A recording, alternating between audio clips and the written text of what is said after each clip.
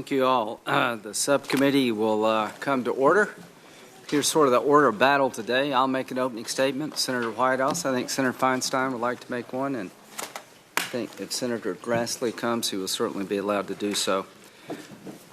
The title of this hearing is Extremist Content and Russian Disinformation Online, Working with Tech-Defined Solutions. That's exactly what we want to do, so we're here to try to find solutions. Let me describe, I think, the challenge. I doubt if I would be here if it weren't for social media, to be honest with you. President Trump told Fox News on October the 20th, 2017. So this is the President of the United States saying that from his point of view, social media was an invaluable tool to help him win an election. I would dare say that every politician up here today asking you questions uses your service, and we find it invaluable to communicate with our constituents and get our message out. Not only do we use it, not only did the President use it, millions of Americans use your technology to share the first step of a grandchild, to talk about good and bad things in our lives, and I would like to say to all of you, you've enriched America. We have more information available to us because of what you do. We can find almost answer to any question. When was the Pentagon built? We can share aspects of our lives with those who mean the most to us. And we can talk among ourselves in 140 characters. Some people are better than that than others. Some people should probably do less of it. But the bottom line is these technologies also can be used to undermine our democracy and put our nation at risk. The platforms that I've just described that add value to individual American lives and to our country also can be used by terrorists to recruit in cyber world people to their cause, can be used by foreign governments. We've seen an example of that in 2016 to create chaos within our democracy. Information is power. Ideas are the essence of democracy, the exchange of ideas. Being able to criticize each other is one of the things that we cherish the most. But what we have to be on guard as a nation is having people who want to undermine our way of life using these platforms against us. And I think this is the national security challenge of the 21st century. Here's what General Petraeus said about jihadists online. Jihadists have shown particular facility in exploiting ungoverned or even inadequately governed spaces in the Islamic world. They are also exploiting the vast, largely ungoverned spaces in cyberspace, demonstrating increasing technical expertise, sophistication in media production, and agility in the face of various efforts to limit its access. It is clear that our counter-extremism efforts and other initiatives to combat extremism online have, until now, been inadequate. I think that's a fair statement. And the purpose of this hearing is to figure out how we can help you. I believe that each of you in your own way are taking these problems seriously. The one thing I can say without a doubt, what we're doing collectively is not working. You had a foreign government apparently buying thousands of dollars worth of advertising to create discontent and discord in the 2016 election. You have foreign entities going to websites to create fights among Americans like we don't have enough to fight about on our own. So the bottom line is these platforms are being used by people who wish us harm and wish to undercut our way of life. If you're a man like Putin, democracy is your worst nightmare. If you live in Putin's Russia, the idea of exchanging information about what's good and bad about your government is something you dare not do because you won't last very long. So to those who wish to undermine the American way of life, they found portals into our society that are intermingled with everyday life, and the challenge of this hearing and of this focus is to how do we keep the good and deal with the bad. We'll never be 100% perfect, but the goal is to be better than we are today. And to the extent that legislation can help, we'd like to know about what we could do to help. To the extent that the status quo is acceptable, we all want to be on the record and say it is not. So with that, I'll turn it over to Senator Whitehouse. Thank you, Senator Graham, for organizing this fourth subcommittee hearing into Russia's meddling in the 2016 election. I'm very proud of the work we are doing on this issue. I hope it will continue, and I hope that you and your team see me and my team as loyal partners in this effort.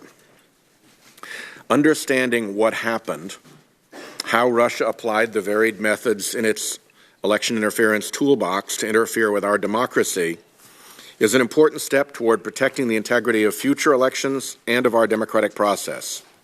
Each hearing the subcommittee holds gets us closer to that understanding. At our first hearing back in March, we talked about the subcommittee's intent, and I quote, to begin a public conversation about the means and methods Russia uses to undermine democratic government. We heard testimony from expert witnesses who outlined the various tools through which the Kremlin exerts influence abroad, from traditional intelligence methods like compromising corrupt business and political figures, to hacking and leaking stolen information, to disinformation, propaganda, and provocation through both traditional media and social media networks. At a subcommittee hearing in May, I went through a checklist of Russia's toolbox to see which methods had been deployed against the United States in 2016. We'll learn more today about one of those methods: propaganda, fake news, trolls, and bots, from representatives of some major American tech companies and from outside experts. The Russian government exploited social media platforms as part of a wide-ranging disinformation campaign targeted against America and American voters. As we explore how that campaign worked and how we might better insulate ourselves in the future, let's recap what we've learned in our hearings and what we still don't know. We certainly saw the hacking and theft of political information by Russia, something no serious person can dispute. Timed leaks of damaging material were the fruits of that crime. We know they happened, but we still don't know how the decisions were made about what to leak and when and who made them. It's been reported that Trump confidant Roger Stone communicated with Guccifer 2.0 through a cutout. And we learned last week from a press account that the CEO of Cambridge Analytica, a data analytics firm that worked for the Trump campaign, offered assistance to Julian Assange. And of course, we now have the statement of the offense prepared by the Mueller probe. But we don't know the full story of who coordinated with WikiLeaks or even directly with Russian hackers. Another method we've heard about is the exploitation of shady business and financial ties. We've heard testimony from a number of witnesses, both here in the subcommittee and at hearings of the Helsinki Commission, that the U.S. has become a haven for secretive shell corporations that can allow foreign influence schemes to channel funds to compromised individuals and exert political influence. We still know next to nothing about the president's business dealings in Russia or with Russians, except that he's long chased after deals there. The president's tax returns would clarify a great deal and hopefully put an end to some of these questions, but those tax returns have not been made public. Paul Manafort's long history of suspicious business relationships with Russian and Ukrainian oligarchs has now yielded his indictment. The indictment exposed gaping holes in FARA enforcement and in picking up on false statements and international money laundering. If you can use his alleged scheme to buy property, why not use it to make anonymous political expenditures or spend money to influence elections? We still don't have answers about the president's curious relationship with Felix Sater, who was chasing Russian business in consultation with senior Trump Organization executive Michael Cohen well after the presidential campaign had begun. We haven't been able to speak with Sater or Cohen, so we still don't have answers on this front. We know that the Russians try to corrupt and compromise political figures in order to exert influence over them. We don't know to what extent that happened here, but we do know the Trump campaign and administration has had a very bad habit of forgetting about meetings with Russians. Michael Flynn is still the only person to have been held accountable for hiding improper contacts with Russia, even as more and more such contacts have emerged in the intervening months. Paul Manafort, Jared Kushner, and the president's son met with a Russian lawyer sent to deliver damaging information about his opponent on behalf of the Russian government in June 2016. Mr. Kushner has apparently amended his security clearance application multiple times to reflect more than 100 foreign contacts he initially left off, including meetings with Ambassador Kislyak, Natalia Veselnitskaya, and the head of a major Russian bank. The leaders of the Judiciary Committee sent letters to the White House in June and July of this year with questions about the status of Mr. Kushner's clearance. To this day, those questions have been ignored. Nearly 6 months after we first ran through that checklist, we still have more questions than answers. My sincere hope remains that we will find those answers so that we accomplish this subcommittee's primary purpose, which is to help us learn how to protect the country from foreign political influence in our elections. Today, we have an opportunity to learn more about how Russia exploited social media as part of its disinformation campaign and to share some of those details with the public. I appreciate the cooperation of Facebook and Twitter and Google in sending representatives here today and in working with our staff over the last several weeks to voluntarily produce information. The intelligence community assessment published in January reported that, and I quote them here, Moscow's influence campaign followed a Russian messaging strategy that blends covert intelligence operations such as cyber activity with overt efforts by Russian government agencies, state-funded media, third-party intermediaries, and paid social media users or trolls. Russian state-backed networks RT and Sputnik are an important disseminator of messages designed to undermine confidence in the legitimacy of Western institutions and governments. Social media troll armies, like the one operated by the St. Petersburg-based Internet Research Agency, help to amplify those messages, often posing as Americans on Facebook and Twitter to launder Russian propaganda messages and obscure their Russian origin. According to Ukrainian scholar Anton Shekhovtsov, Russian media, quote, implant propagandist narratives in the international media sphere, and they do so with the express intent of having them picked up on social networks. In Russia's best-case scenario, traditional media will then pick up a fake story from social media and give it legitimacy. When narrative laundering is successful, according to Shekhovtsov, propagandistic narratives can become part of the mainstream media sphere. How can Western democracies interrupt this vicious cycle while respecting our commitment to freedom of speech?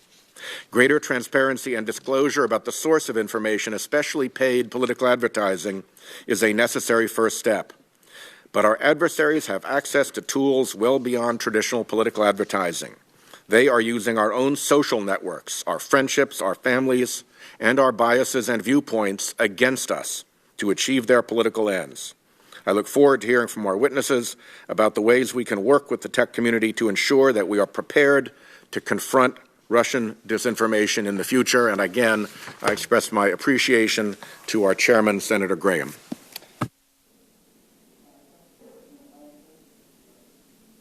Thank you very much, Mr. Chairman. I very much appreciate your courtesy in permitting just regular members to be here and participate. It's very much appreciated. I had a briefing last week by outside technical experts, and I saw really for the first time how effectively Russia has harnessed the tremendous and, quite frankly, to me, frightening power of social media. They showed us how millions of Americans are reached and how Russia successfully used fake accounts to embed itself to shape and manipulate opinion and actions. So it shouldn't be news to anyone that Russia interfered in the election. What is really staggering and hard to fully comprehend is how easily and successfully they turned modern technologies to their advantage.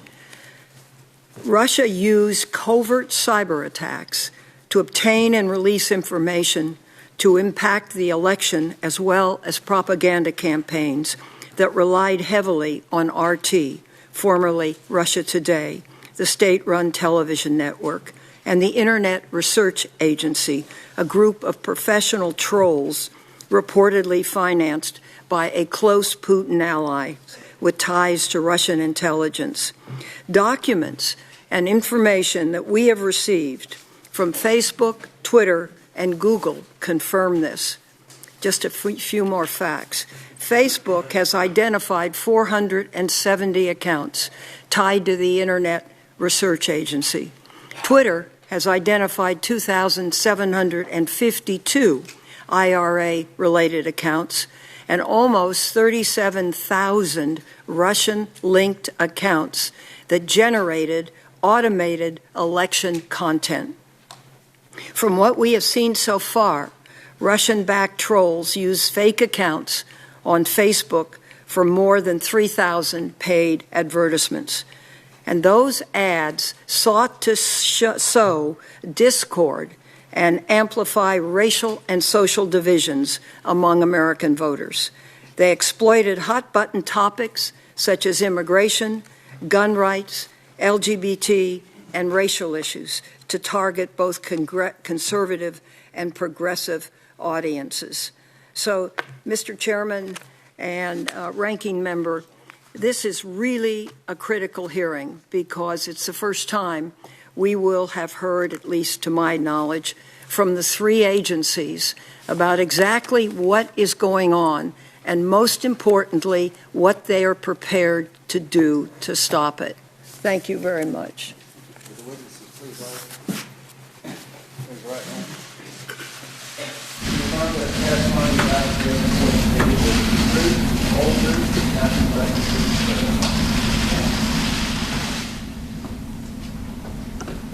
One, I want to thank you all for coming. You've been very helpful and very cooperative, and we appreciate it. To my left, Mr. Colin Stretch is the General Counsel for Facebook. Thank you very much for coming. Mr. Sean Edgett is Acting General Counsel for Twitter. And Mr. Richard Salgado is the Director of Law Enforcement and Information Security at Google. Rather than reading your resumes, I'm sure you got these jobs because you're very good at what you do. Mr. Stretch. Chairman Graham, Ranking Member Whitehouse, and distinguished members of the subcommittee, thank you for the opportunity to appear before you today. My name is Colin Stretch, and since July 2013, I have served as the General Counsel of Facebook. We appreciate your hard work as you continue to seek more effective ways to combat crime, terrorism, and all other threats to our national security. We are deeply concerned about all of these threats. At Facebook, we create innovative technology that gives people the power to build community and bring the world closer together. We're proud that over 2 billion people around the world come to Facebook every month to share with friends and family, to learn about new products and services, to volunteer or donate to organizations they care about, and to help out in a crisis. Being at the forefront of technology also means being at the forefront of new legal, security, and policy challenges. Our teams come to work every day to confront these challenges head-on. Thousands of Facebook employees around the world work to make Facebook a place where both personal expression and personal safety are protected and respected. I'm here today to address two important issues for our platform and others like it: the threat of extremist content and the efforts by foreign actors to interfere with the 2016 election. Keeping people safe on Facebook is critical to our mission. And there is no place on Facebook for terrorism or hate. We remove terrorists and posts that support terrorism as soon as we become aware of them. And in the rare cases when we uncover evidence of imminent harm, we promptly inform authorities. While there are challenges to fighting terrorism, we think technology and Facebook can be part of the solution. We also believe we have an important role to play in the democratic process and a responsibility to protect it on our platform. When it comes to the 2016 election, I want to be clear. We take what happened on Facebook very seriously. The foreign interference we saw is reprehensible. That foreign actors hiding behind fake accounts abused our platform and other internet services to try to sow division and discord and to try to undermine the election is directly contrary to our values and goes against everything Facebook stands for. We build tools to help people connect, and we recognize that Facebook has become an important tool for political engagement and debate. Our goal is to bring people closer together. These foreign actors sought to drive people apart. In our investigation, which continues to this day, we have found that foreign actors used fake accounts to place ads on Facebook and Instagram that reached millions of Americans over a 2-year period, and that those ads were used to promote pages which in turn posted more content. People shared these posts, spreading them still further. Many of these ads and posts are inflammatory. Some are downright offensive. And much of it will be particularly painful to communities that engaged with this content believing it to be authentic. They have every right to expect more from us, and we are determined to do better. In aggregate, these ads and posts were a very small fraction of the overall content on Facebook, but any amount is too much. All of these accounts and pages violated our policies, and we removed them. And going forward, we're making significant investments.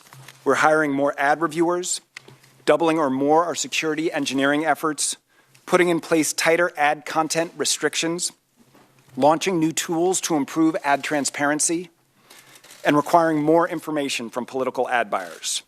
We're building artificial intelligence to help locate more banned content and bad actors.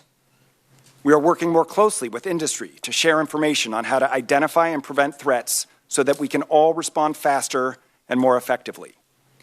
And we are expanding our efforts to work with law enforcement. We know bad actors aren't going to stop their efforts. We know we'll all have to keep learning and improving to stay ahead of them. That's why I want to thank you for this investigation. We look forward to the conclusions you will ultimately share with the American public, and I look forward to your questions. Chairman Graham, Ranking Member Whitehouse, and members of the committee, Twitter understands the importance of the committee's inquiry into extremist content and Russian disinformation in the 2016 election, and we appreciate the opportunity to appear here today. The events underlying this hearing have been deeply concerning to our company and the broader Twitter community. We are committed to providing a service that fosters and facilitates free and open democratic debate and that promotes positive change in the world. We are troubled by reports that power of Twitter was misused by a foreign actor for the purpose of influencing the U.S. presidential election and undermining public faith in the democratic process. The abuse of our platform to attempt state-sponsored manipulation of elections is a new challenge for us, and one that we are determined to meet.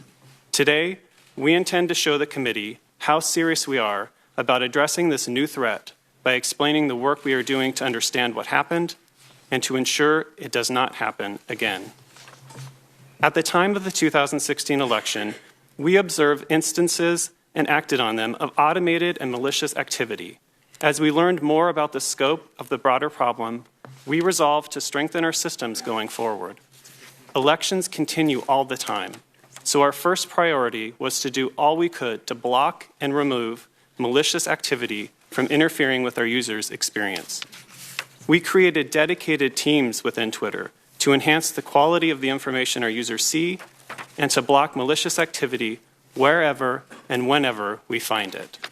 Those teams continue to work every day to ensure Twitter remains a safe, open, transparent, and positive platform.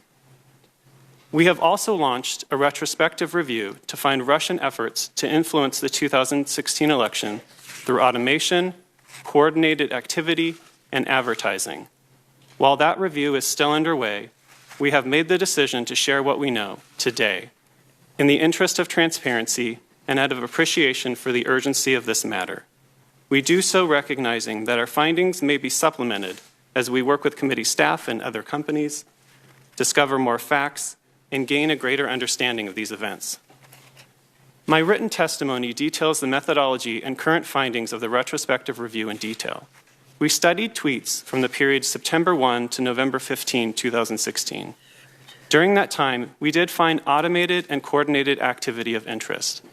We determined that the number of accounts we could link to Russia and that were tweeting election-related content was comparatively small, around 1/100% of the total Twitter accounts at the time we studied. 1/3 of 1% of election-related tweets people saw came from Russian-linked automated accounts. We did, however, observe instances where Russian-linked activity was more pronounced, and we have uncovered more accounts linked to the Russian-based Internet Research Agency as a result of our review. We also determined that advertising by Russia Today and 7 small accounts was related to the election and violated either the policies that existed at the time or that have since been implemented. We have banned all of those users as advertisers, and we will donate that revenue to academic research into the use of Twitter during elections and for civic engagement. We are making meaningful improvements based on our findings. Last week, we announced industry-leading changes to our advertising policies that will help protect our platform from unwanted content. We are also enhancing our safety policies, sharpening our tools for stopping malicious activity, and increasing transparency to promote public understanding of all of these areas. These improvements will further our efforts to fight both terrorist content and disinformation. We will continue confronting these challenges for as long as malicious actors seek to abuse our systems, and we will need to evolve to stay ahead of new tactics. We have heard the concerns about Russian actors' use of Twitter to disrupt the 2016 election and about our commitment to addressing this issue. Twitter believes that any activity of that kind, regardless of magnitude, is unacceptable, and we agree we must do better to prevent it. We hope that our appearance today and the description of the work we have undertaken demonstrates our commitment to working with you, our industry partners, and other stakeholders to ensure that the experience of 2016 never happens again. Cooperation to combat this challenge is essential. We cannot defeat this evolving shared threat alone. As with most technology-based threats, the best approach is to combine information and ideas to increase our collective knowledge. Working within the broader community, we will continue to test, to learn, to share, and to improve so that our product remains effective and safe. I look forward to answering your questions. Chairman Graham, Ranking Member White House, distinguished members of the subcommittee, thank you for inviting us to participate in today's hearing and for your leadership on these challenging and important issues. My name is Richard Salgado. As Director of Law Enforcement and Information Security at Google, I work with the thousands of people across teams at Google tasked with protecting the security of our network and user data. Previously, I had the honor of serving with the Computer Crime and Intellectual Property section at the Department of Justice, focusing on computer network crimes and other crimes such as hacking. Google's services provide real benefits to our society. We recognize, however, that our services can be misused. State-sponsored attackers are particularly pernicious. They are well-resourced, they are sophisticated, they are patient, and often by design, they are difficult to recognize. Protecting our platform from state-sponsored interference is a challenge we began tackling long before the 2016 presidential election. We've dedicated significant resources to help protect our platforms from such attacks by maintaining cutting-edge defensive systems and by building advanced security tools directly into our consumer products. We also have a range of tools to detect and prevent bad actors from engaging in artificially amplifying content on our platforms. YouTube, for example, uses an array of signals to catch those who try to artificially inflate the view counts of their videos or the number of subscribers on their channels. With respect to the 2016 election, we've been looking across our products to understand whether individuals who appear to be connected to government-backed entities were disseminating information in the U.S. for the purpose of interfering with the election. This was based on research conducted by Alphabet's Jigsaw Group, the investigatory work of our information security teams, and on leads provided by other companies. Our review included a broad review of all ads from June 15th until the election last November that were categorized as potentially political by our systems and had even the loosest connection to Russia, such as a Russian IP address, billing address, or Russian currency. We found 2 accounts that appeared to be engaged in activity associated with known or suspected government-backed entities. The 2 accounts spent roughly $4,700 in connection with the 2016 election. Our investigation also focused on other platforms. On YouTube, we found 18 channels with approximately 1,100 videos that were uploaded by individuals who we suspect are associated with this effort and that contained political content.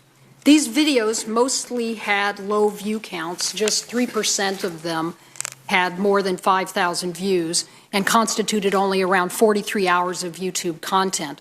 While this is relatively small, people watch over 1 billion hours of YouTube content a day, 400 hours of content are uploaded every minute, we understand that any misuse of our platforms for this purpose can be very serious. The YouTube videos were not targeted to any particular segment of the U.S. population, as that's not a feature available in YouTube, but we did observe that links to these videos were frequently posted to other social media platforms.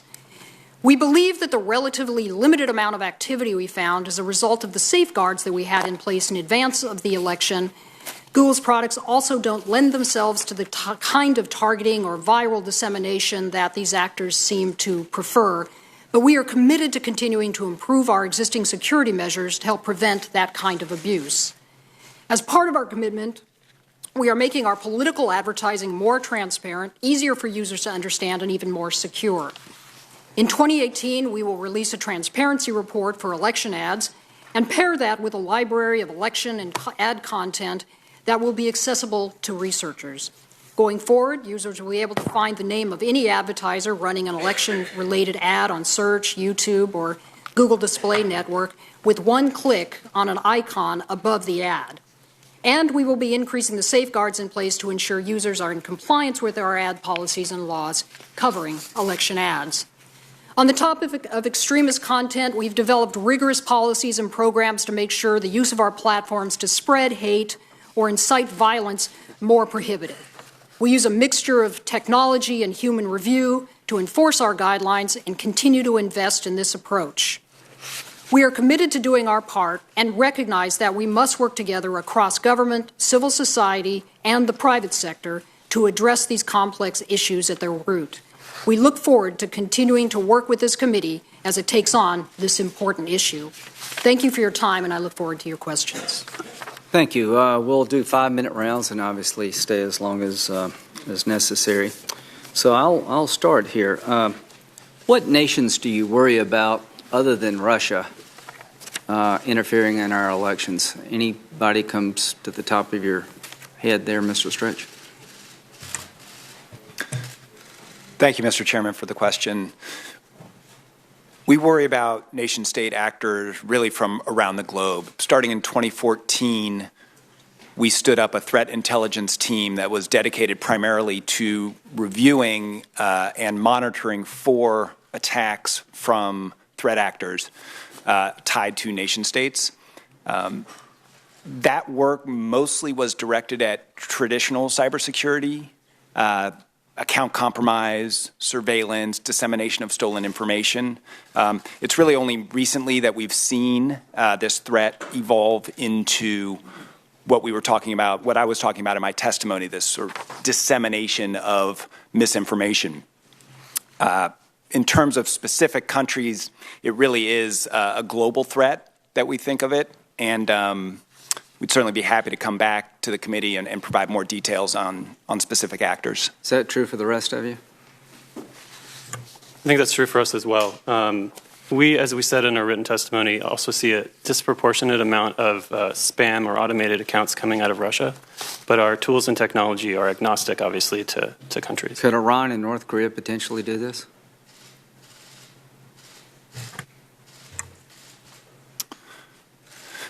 Certainly, potentially. The internet is borderless. Okay. So let's talk about time period.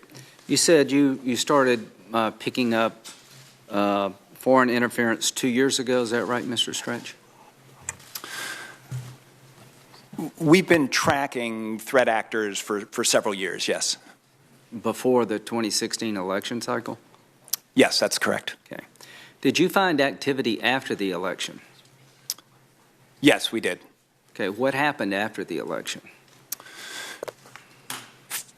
Following the election, the activity we've seen really continued in the sense that if you view the activity as a whole, we saw this concerted effort to sow division and discord. In the wake of the election and now President Trump's election, we saw a lot of activity directed at fomenting discord about the validity of his election. So this continued after his election? It continued until we disabled the accounts. Okay. What about you, Mr. Edgett? Yeah, we saw similar activity. On the advertising side, what was interesting is we saw the activity drop off after the election. But these automated accounts continue, and so we're continued to focus on making sure that they're removed from our platform. Ms. Salgado. The same is true for Google. It was the limited use of our platforms certainly decreased once we terminated accounts, and we would expect that. Did you see any activity in the primary, Mr. Stretch? The activity that we've now attributed to the Internet Research Agency really started in 2015 and was ongoing through the primary, yes. Were these ads pro-Clinton, anti-Clinton, or could you tell? Or these activities? Viewed in the aggregate, the activity, again, really appears to address a wide range of hot-button topics and appears directed at fomenting discord and inflaming discourse. In terms of volume, again, how much volume are we talking about? About approximately 90% of the volume we saw on the ad side appears to be issues-based. Primarily, a much smaller proportion were directed at particular candidates. But in terms of the actual Facebook, I think somebody said 1 in 23,000. I don't know, maybe that was another company. Correct. So in terms of the total volume of material on the site, it's a very small percentage. We estimate that the Internet Research Agency content was approximately 0.004% of the content in newsfeed during the time period in question. So to sum this up, and I'll come back with the jihadist in round two, Russia, as a nation state, started interfering in the election cycle back in 2015, and they continued after the election. During the election, they were trying to create discord between Americans, most of it directed against Clinton. After the election, you saw Russian-tied groups and organizations trying to undermine President Trump's legitimacy. Is that what you saw on Facebook? Say that's an accurate statement. That's an accurate statement. I'm not sure I can characterize on our network which way the content went. Thank you. Thank you, Chairman. So I take it that we can all agree that the Russians did, in fact, interfere and meddle in the 2016 elections. Your observations on that are consistent with what our intelligence community reports. Is that correct? Mr. Stretch? That's correct, Senator. Mr. Edgett? That's correct. Mr. Salgado? That's true. Okay. And I gather that all of your companies have moved beyond any notion that your job is only to provide a platform and whatever goes across it is not your affair. Senator, our commitment to addressing this problem is unwavering. We take this very seriously and are committed to investing as necessary to prevent this from happening again. Absolutely. Mr. Edgett? Absolutely agree with Mr. Stretch. And this type of activity just creates not only a bad user experience, but distrust for the platform. So we are committed to working every single day to get better at solving this problem. Mr. Salgado? That's the same for Google. We take this very seriously. We've made changes, and we will continue to get better. And ultimately, you are American companies, and threats to American election security and threats to American peace and order are things that concern you greatly, correct? That is certainly correct. Agree. That's right. What I would like to do, and I don't have the time for it here, is to ask you all to answer a question for the record that I will ask now, which is, give us the key benchmarks of how you have improved at dealing with this problem in recent months or recent years, what your goalposts are ahead that you've not yet achieved but you're slated or intend to achieve to deal with this problem. That's 2. And 3 would be, what does success look like to you? What can you come to us and say, we have accomplished X, and therefore you as a Congress don't need to worry about legislating in this space or creating regulations or holding more hearings because we have now got America's back? Can you do that for me? Yes. You are all also corporations that have, I believe, headquarters and significant operations in the state of California. California has a state law regarding disclosure. Presumably you comply with that state law with regard to customers in California.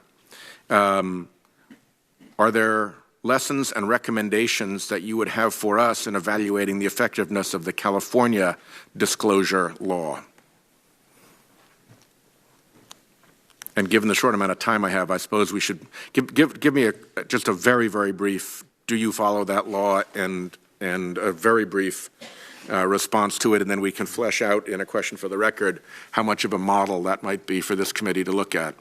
So, Senator, we comply certainly with all applicable law. In terms of disclosure going forward, we made an announcement last week that really drew on some of the ideas from the Honest Ads Act, which Senator Klobuchar had introduced, intended to bring ads transparency really into the political realm, creating a repository of searchable ads, providing innovative ways to enable advertisers to meet their disclosure requirements, and requiring documentation and information so that we can ensure that advertisers are not running political ads on Facebook in violation of federal election law.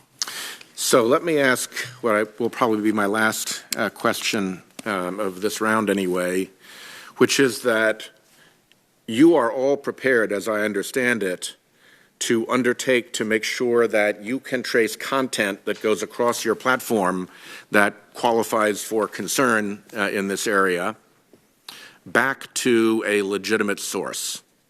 So you know if it's a Russian who's actually running it, so you know if it's an imaginary entity that's actually running it. How do you deal with the problem of a legitimate and lawful but phony American shell corporation? One that calls itself, say, Americans for Puppies and Prosperity, has a Dropbox as its address and a $50 million check in its bank book that it is using to spend to manipulate election outcomes. Start with Mr. Edgett this time, because we got Mr. Stretch last time. I think that's a problem. We're continuing to look into sort of how do you get to know your client. So we are also, like Mr. Stretch said, proud of the work we've done around ads transparency and the ads transparency center that we're building, and think that kind of center really allows the American citizen to be educated about who is running an ad, who is paying for the ad, what other ads that they're putting out into the world, and what they're targeting, and believe that we'll have to figure out a good process to understand who those customers actually are that are signing the contract with Twitter to run ads. You admit that if you trace it all the way back to an American corporation, let's call it Americans for Puppies and Prosperity, and it's actually a shell corporation and you don't know who's behind it. It could be Vladimir Putin. It could be a big, powerful American special interest. It could be the North Koreans or the Iranians. You need to be able to penetrate the obscurity of the shell corporation, correct? We're working on the best approach to getting to know the clients and getting to know who's behind the entities that are signing up for advertising. Thank you. Thanks, Chairman. On our side, it's Senator Grassley, Sass, and Kennedy. Okay. Thank you, Mr. Chairman. Thanks to both of the senators for leading this discussion, and thanks to the committees for their cooperation. The press has reported that the Russian government placed ads in Facebook that were largely aimed at influencing the election. So I want to highlight what I consider an inaccuracy in that reporting. The committee is reviewing the ads that Facebook produced. Overall, the ads do not support a specific candidate, either Republican or Democrat, and about half of the ads my staff have reviewed were placed after the election. The large majority exploits controversial issues in our country in an effort to further divide us as a country. For example, some ads target users in Ferguson, Baltimore, and Cleveland. These ads spread stories about abuse of black Americans by law enforcement. These ads are clearly intended to worsen racial tensions and possibly violence in those cities.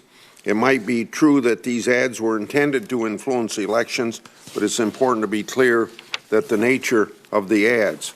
Russia does not have loyalty to a political party in the United States. Their goal is to divide us and discredit our democracy.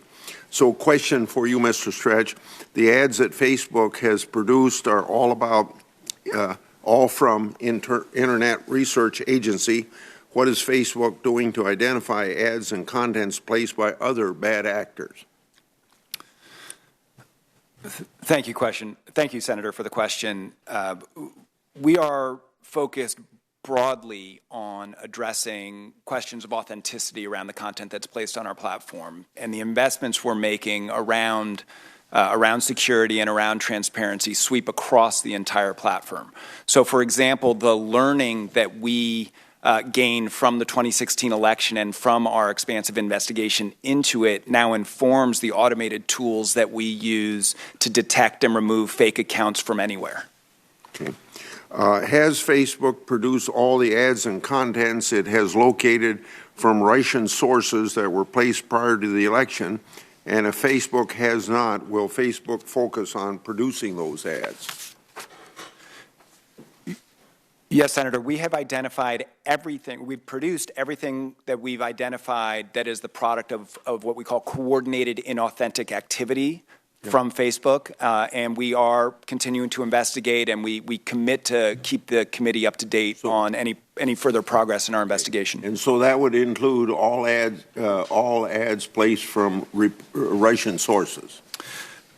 All ads from Russian sources that, as well as others, that are inauthentic and directed at these political issues. There are, of course, many advertisements cross-border for legitimate purposes that we have not produced. Overall, Facebook identified more than 3,000 ad purchases worth $100,000 during the 2016 election that had links to Russia. Russian agents posted messages that reached 126 million users. The ads, accounts, and posts that Facebook found attempted to amplify divisive political issues across the political spectrum.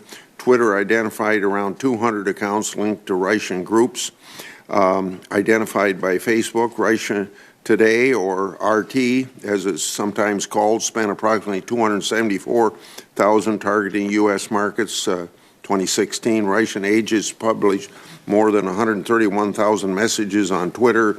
Google found tens of thousands of ads buys by Russian accounts that use YouTube or Google. Russian agents uploaded about 1,000 videos on YouTube. So questions, each of you, and a short answer on these two questions I'm going to put together. To each company, starting with Mr. Stretch, have you completed internal investigations to identify all accounts, advertisements, and posts with connections to Russia that purchase ads in the lead up to the 2016 election? And if not, what is the timeline for completion? Senator, as I stated in my testimony, the investigation continues, and we expect to keep the committee up to date on any further discoveries. Okay. The same goes for Twitter. We are continuing to work with your staff on both, our relevant period was September 1st and November 15th. We're working with your staff on other investigations you'd like to see. And for Google, the answer is similar. As our investigation continues, we'll keep the committee up to date. Okay. And then one that I would like to have you write in, give me answers in writing. Could you provide an update on what your internal investigations have found? Please be specific in regard to the number of accounts and total value of the advertisements. My time's up, Mr. Chair. Thanks, Mr. Chairman. Mr. Stretch, we know that Russian operatives built misleading pages like Black Matters US and United Muslims of America to attract Facebook users. They then exploited a powerful Facebook tool called custom audiences to track down those users and send them targeted messages. Can you explain who was targeted using Facebook's custom audiences tool?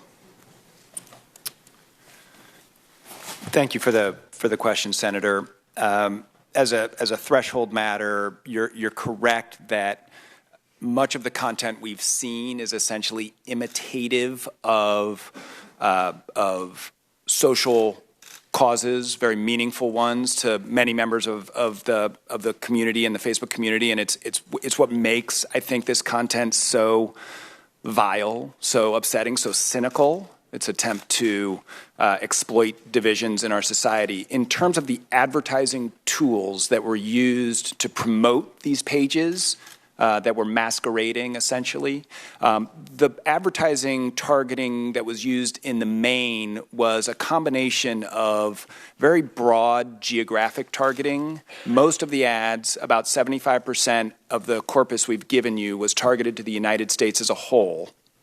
And about a quarter of the ads were targeted at a more granular level to states. And they were targeted to interest groups. So we have various what we call like-based or interest-based targeting that was apparently intended to attract people who were following the causes you've identified to subscribe to those pages. Thank you. And what have you done with the tools since? Thank you for the question. It's an important one for us because we do believe these tools are powerful, and yet we have a responsibility to make sure they're not used to inflame division. So what we're doing is making a number of changes to our ad targeting policies. We're tightening the restrictions on hate speech and ads generally. We're adding additional layers of review where people use potentially sensitive categories for targeting. And we're also limiting the ad content permissions so that where ads are directed at potentially divisive issues, we're trying to tighten our standards to make sure that they're not targeting individuals or communities. Thank you. I appreciate that. Mr. Salgado, why did Google give preferred status to Russia Today, a Russian propaganda arm on YouTube? There was a period of time where Russia Today qualified, really because of algorithms, to participate in an advertising program that opened up some inventory for them. It's objective standards around popularity and some other criteria to be able to participate in that program. Platforms or publishers like RT drop in and out of the program as things change, and that is the case with RT. They dropped out of the program. Well, why didn't you revert RT's preferred status after the ICA came out in January 2017?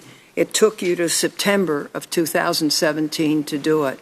The removal of RT from the program was actually a result of, as I understand it, is a result of some of the drop in viewership, not as a result of any action otherwise. So there was nothing about RT or its content that meant that it stayed in or stayed out. Okay. A quick one for Twitter.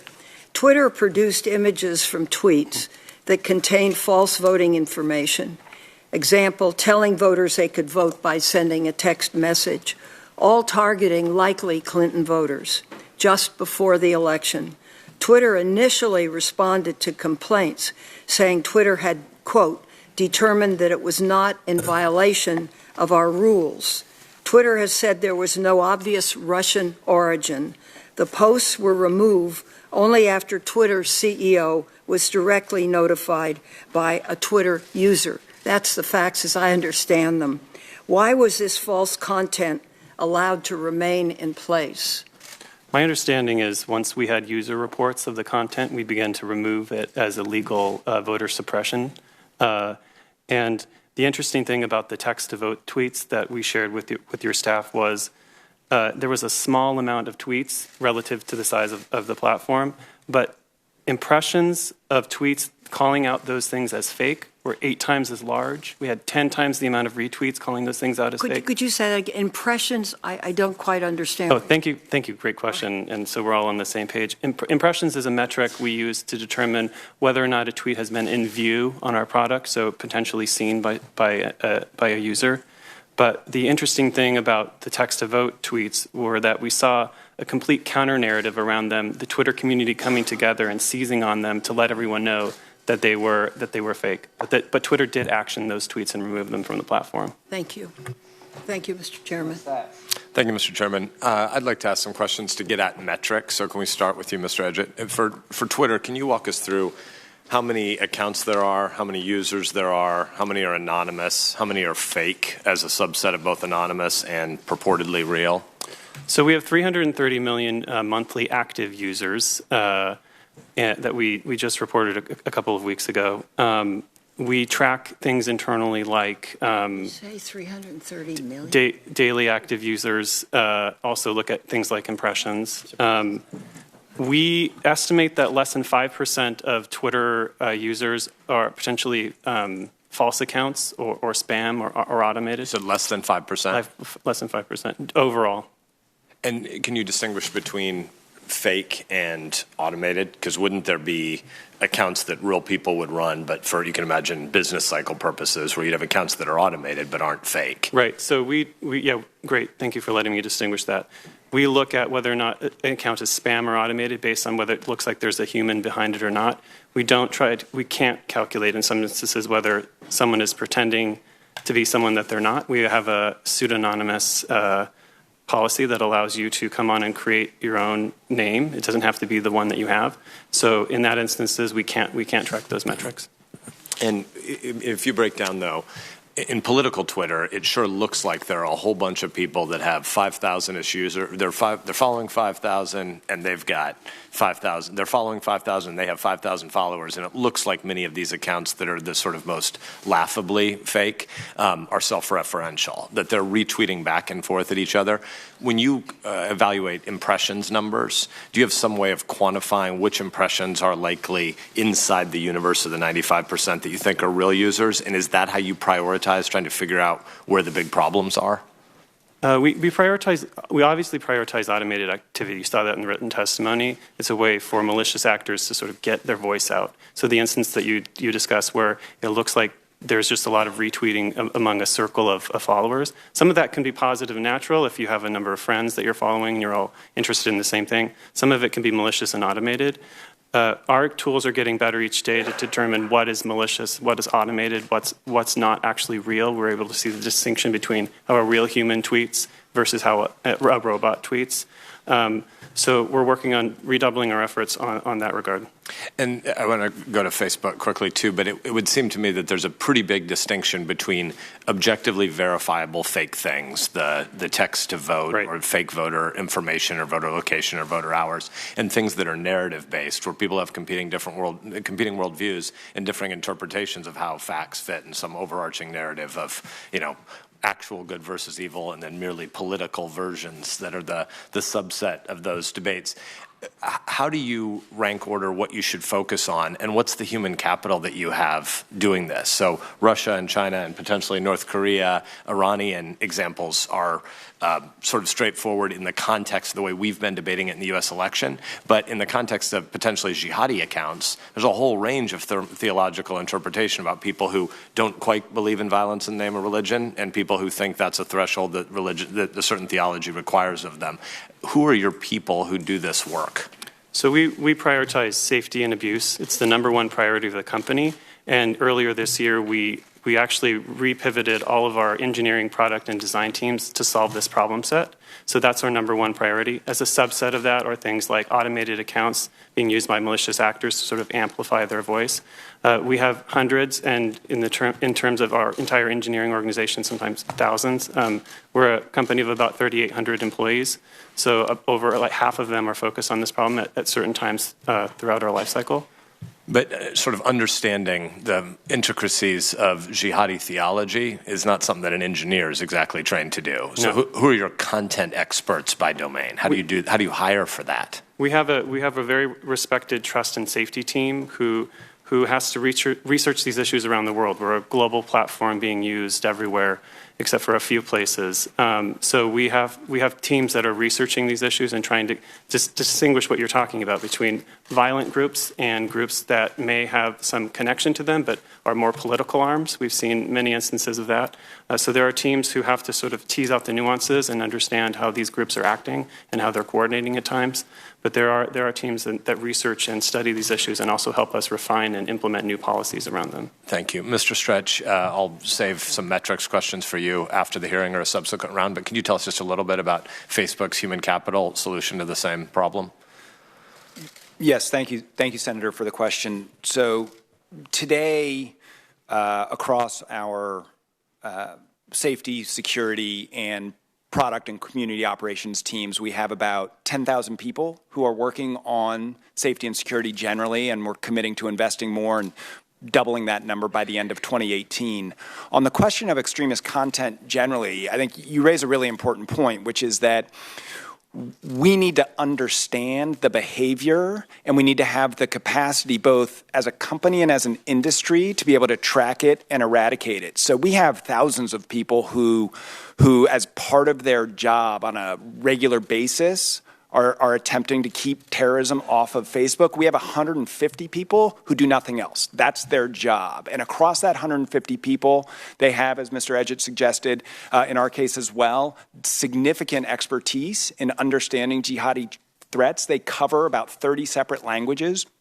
One of the things that each of us has done as a company has worked together to make sure that the industry is sharing threat information and sharing expertise, and also providing that information to other smaller companies that may not have the same level of resources. We all agree, not just that terrorism doesn't have a place on Facebook, terrorism has no place on the internet. And we're trying to lead the industry to make sure that we're all doing our part to address that threat. And the last point I'll make is that it also requires an ongoing dialogue with law enforcement, with the government, because there's a great wealth of information in the government as it tracks these issues that they can share with us. And that, in turn, gives me some optimism as we address the question of foreign interference in the election. We know how to work together to address a threat on the internet, both as an industry and working with government. And I think if we bring that same concerted behavior to bear looking at this threat of foreign interference in the election, I think we'll make some progress. Thanks. I ran past my time, but I'll follow up with you more as well on your team. Thanks. Thank you, Senator. Thanks, Mr. Chairman, and thanks to all of you on the panel. Mr. Stretch, last night, 19 major civil rights organizations sent a letter to Facebook which explained their, quote, deep concern regarding ads, pages, and hateful content on your platform used to divide our country, and in particular to promote anti-Muslim, anti-black, anti-immigrant, anti-LGBTQ animus.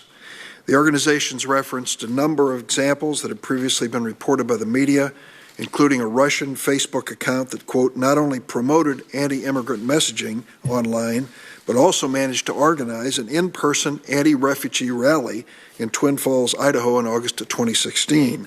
The letter also detailed a reported situation in which, quote, Facebook offered its expertise to a bigoted advocacy group by creating a case study testing different video formats and advising on how to enhance the reach of the group's anti-refugee campaign in swing states during the final weeks of the 2016 election.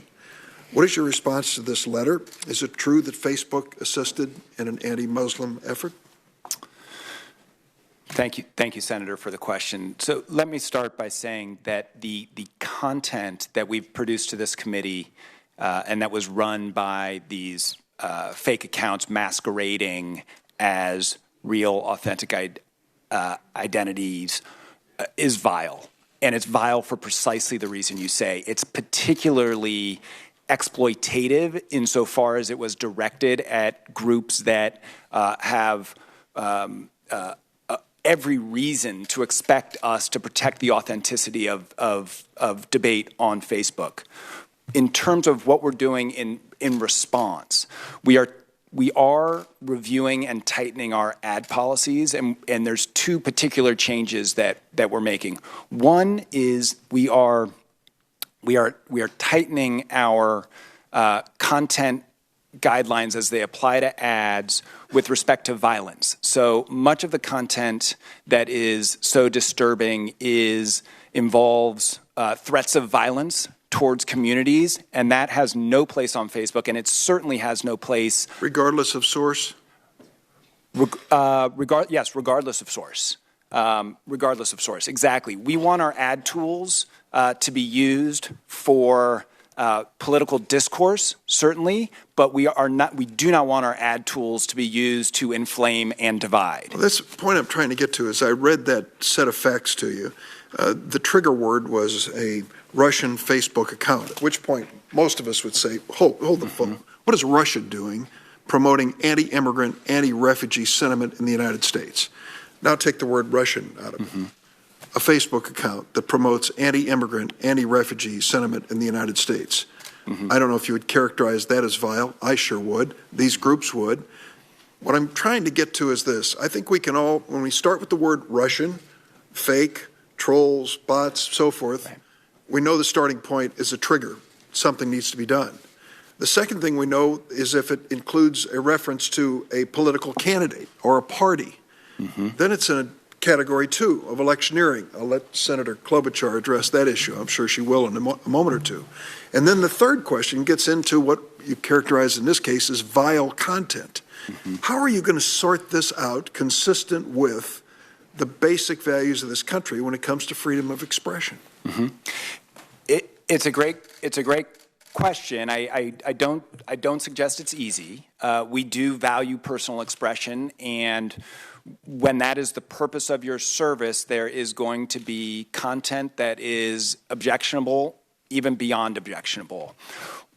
Where we're really trying to draw the line is with respect to advertising content and using our tools to promote messages I'm going to and promote stipulate pages. these are all ads. I'm going to stipulate that at the beginning. They're all ads. Yes. They are being purchased to affect an outcome of an election or a voter's sentiment or to mislead voters.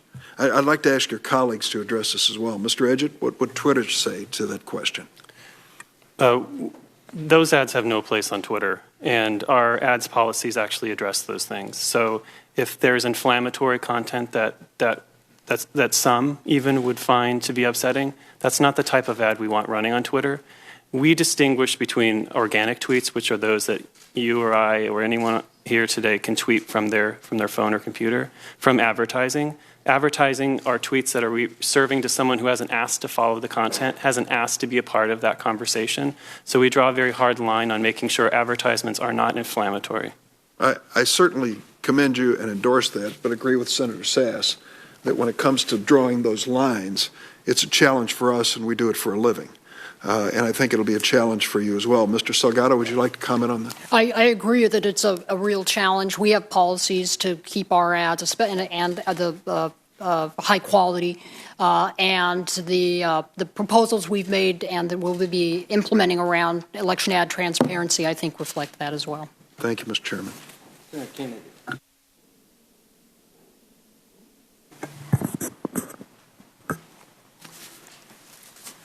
Gentlemen, I'm very proud that the three companies you're representing here today are American companies.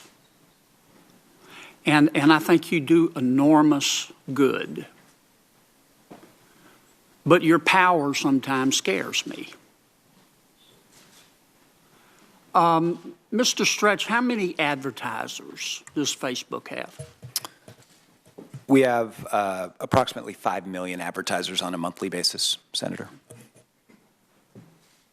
Did China run ads in the last election cycle that tried to impact our election? Not that I'm aware of, Senator. Not that you're aware of.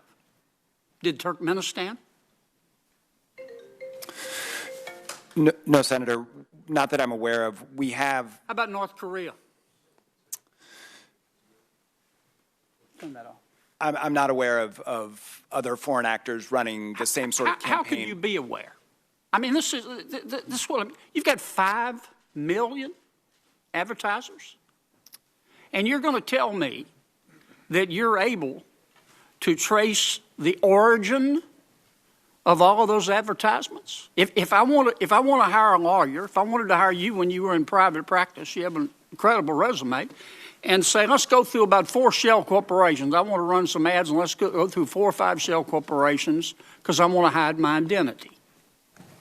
You're telling me you have the ability to trace through all of these corporations and find the true identity of every one of your advertisers. You're not telling me that, are you? Senator, the commitment we are making No, sir, I'm just asking about your ability, not commitment. Can you do it today? we're not able to see beyond the activity we see on the platform, the technical signals that we get from an account. Now, we do think that the technical signals we see can be used to help us identify inauthentic behavior. The truth of the matter is, I'm trying to get us down from la-la land here. The truth of the matter is you have 5 million advertisers that change every month, every minute, probably every second. You don't have the ability to know who every one of those advertisers is, do you? Today, right now. Not your commitment. I'm asking about your ability. To your question about seeing essentially behind the platform to understand if there are shell corporations, of course the answer is no. We cannot see behind the activity. Let me ask you something else. If I came to you, I don't mean just to pick on you, but I don't have enough time to do all three of you, so you two gentlemen get to skate.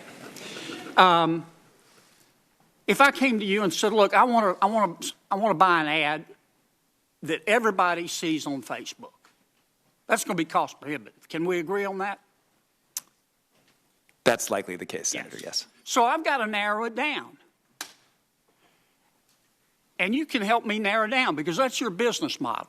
You collect data and lease it out to companies who use that data to sell people products, services, and candidates. Isn't that basically your business model?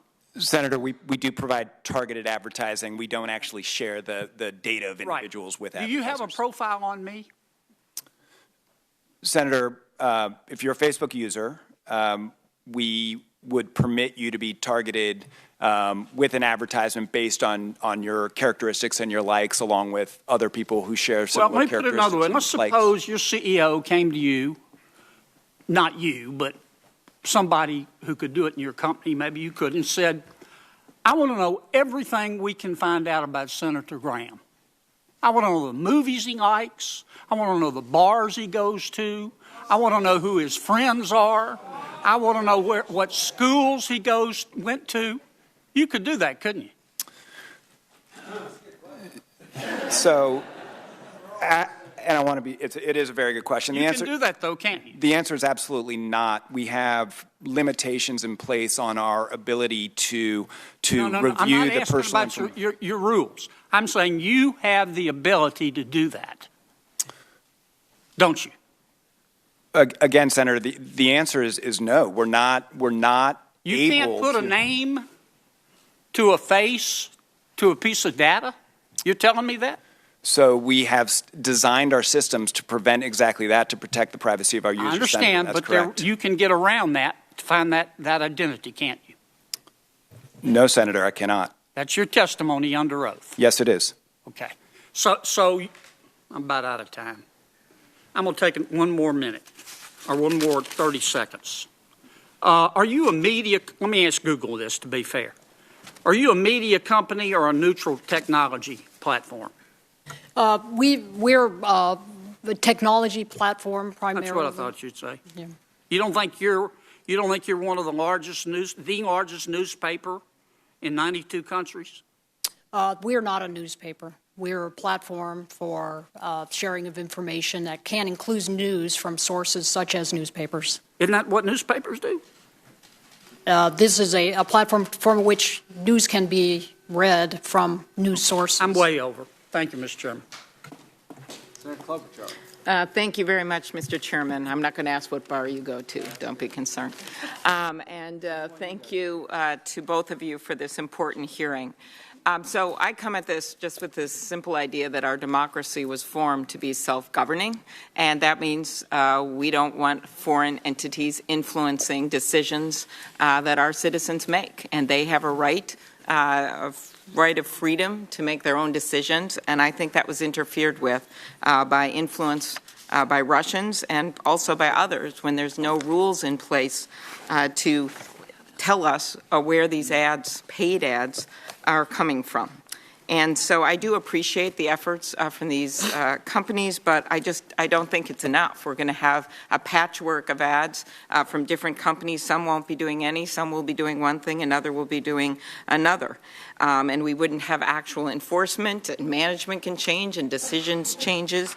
And so that's why I think it's very important that we have the same rules of the road for these issue ads as well as candidate ads that we have for TV, radio, and print. It's that simple, and that is the bill that Senator Warner and I have, and that Senator McCain is our co-sponsor, and we're very pleased with that, and he looks at this as a national security issue. So my first question is simply, will you support our bill? Mr. Stretch. Thank you, Senator, for the question.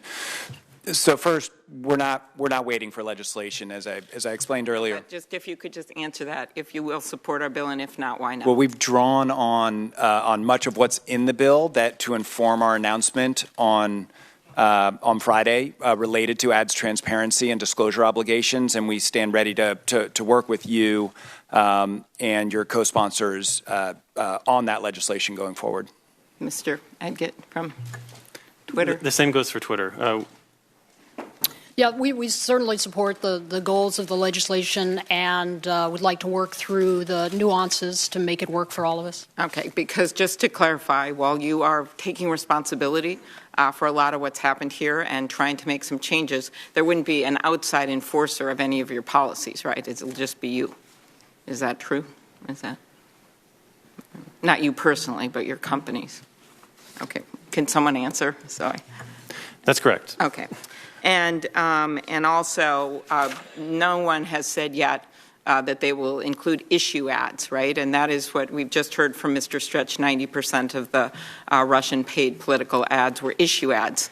And as you know, somehow the radio station in Thief River Falls, Minnesota, is able to figure out what an issue ad is under the federal guidelines. And I would just hope that your companies could do that, because the way our election system works is that campaigns are able to see each other's ads, and also the journalists and the public are able to see the ads. So that has been a stumbling block so far. And so is this a problem that you're not going to be able to figure out those rules like TV, broadcast, and radio? And I'm just trying to understand that.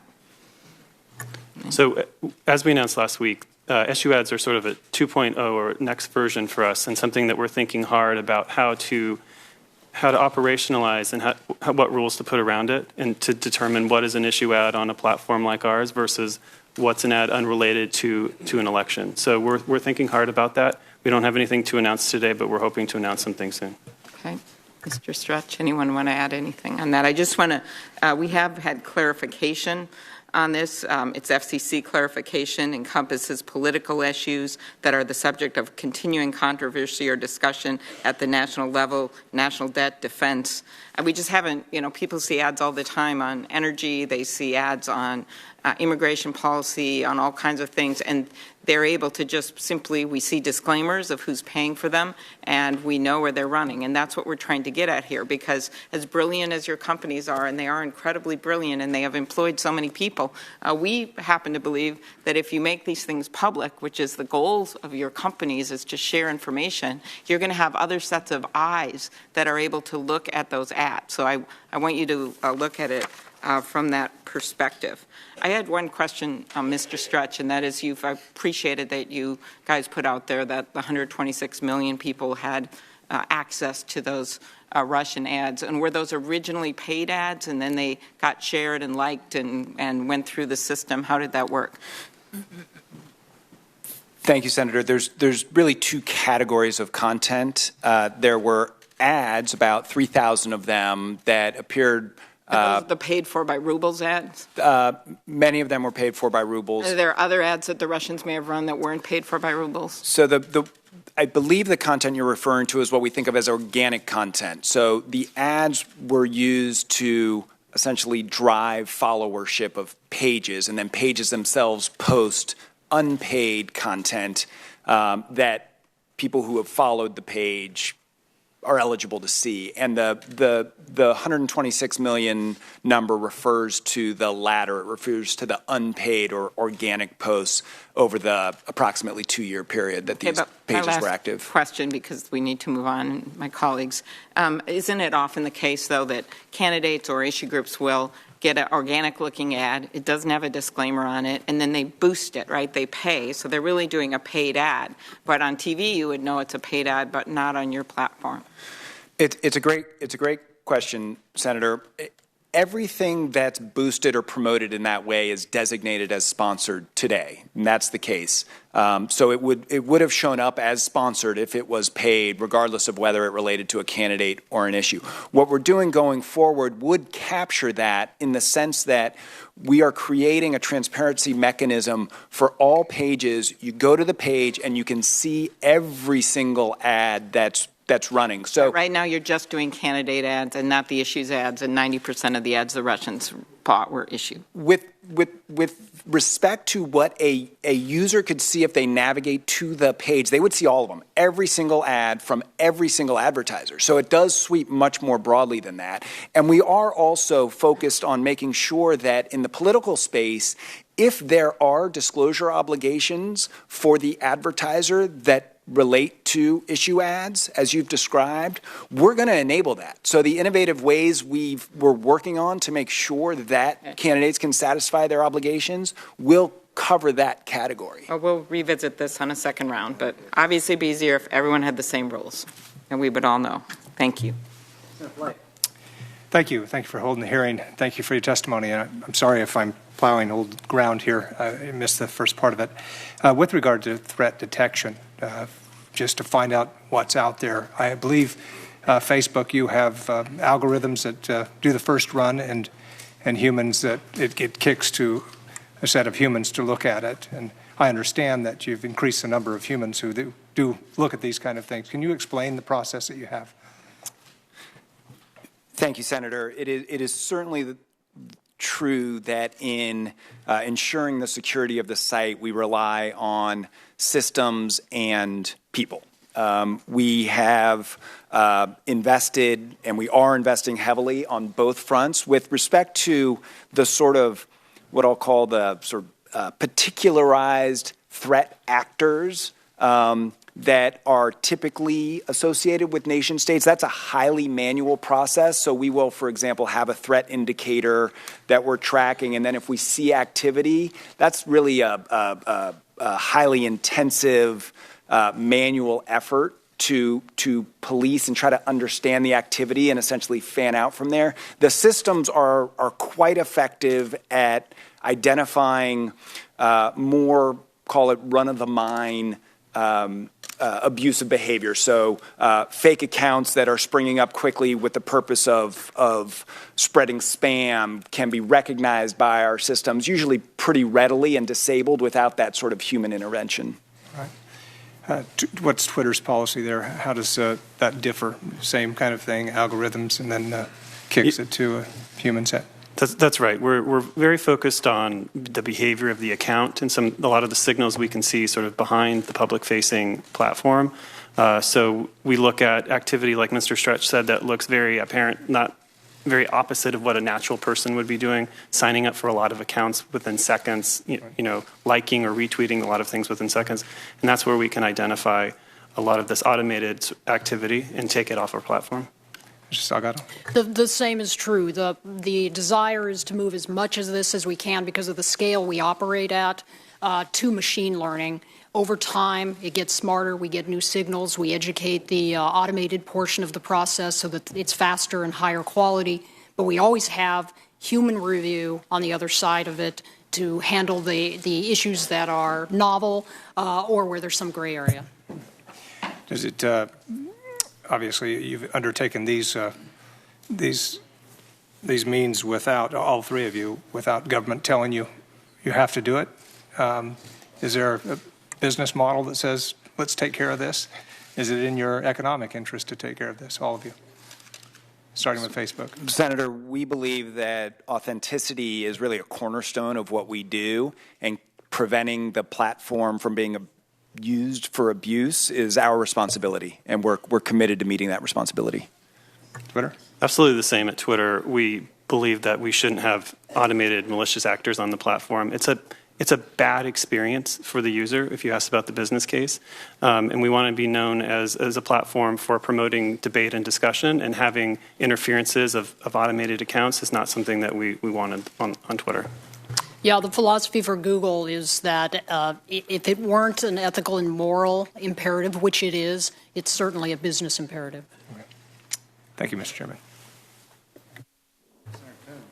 Thank you, Chairman Graham and Ranking Member Whitehouse, and I'd like to thank our three witnesses for joining us today.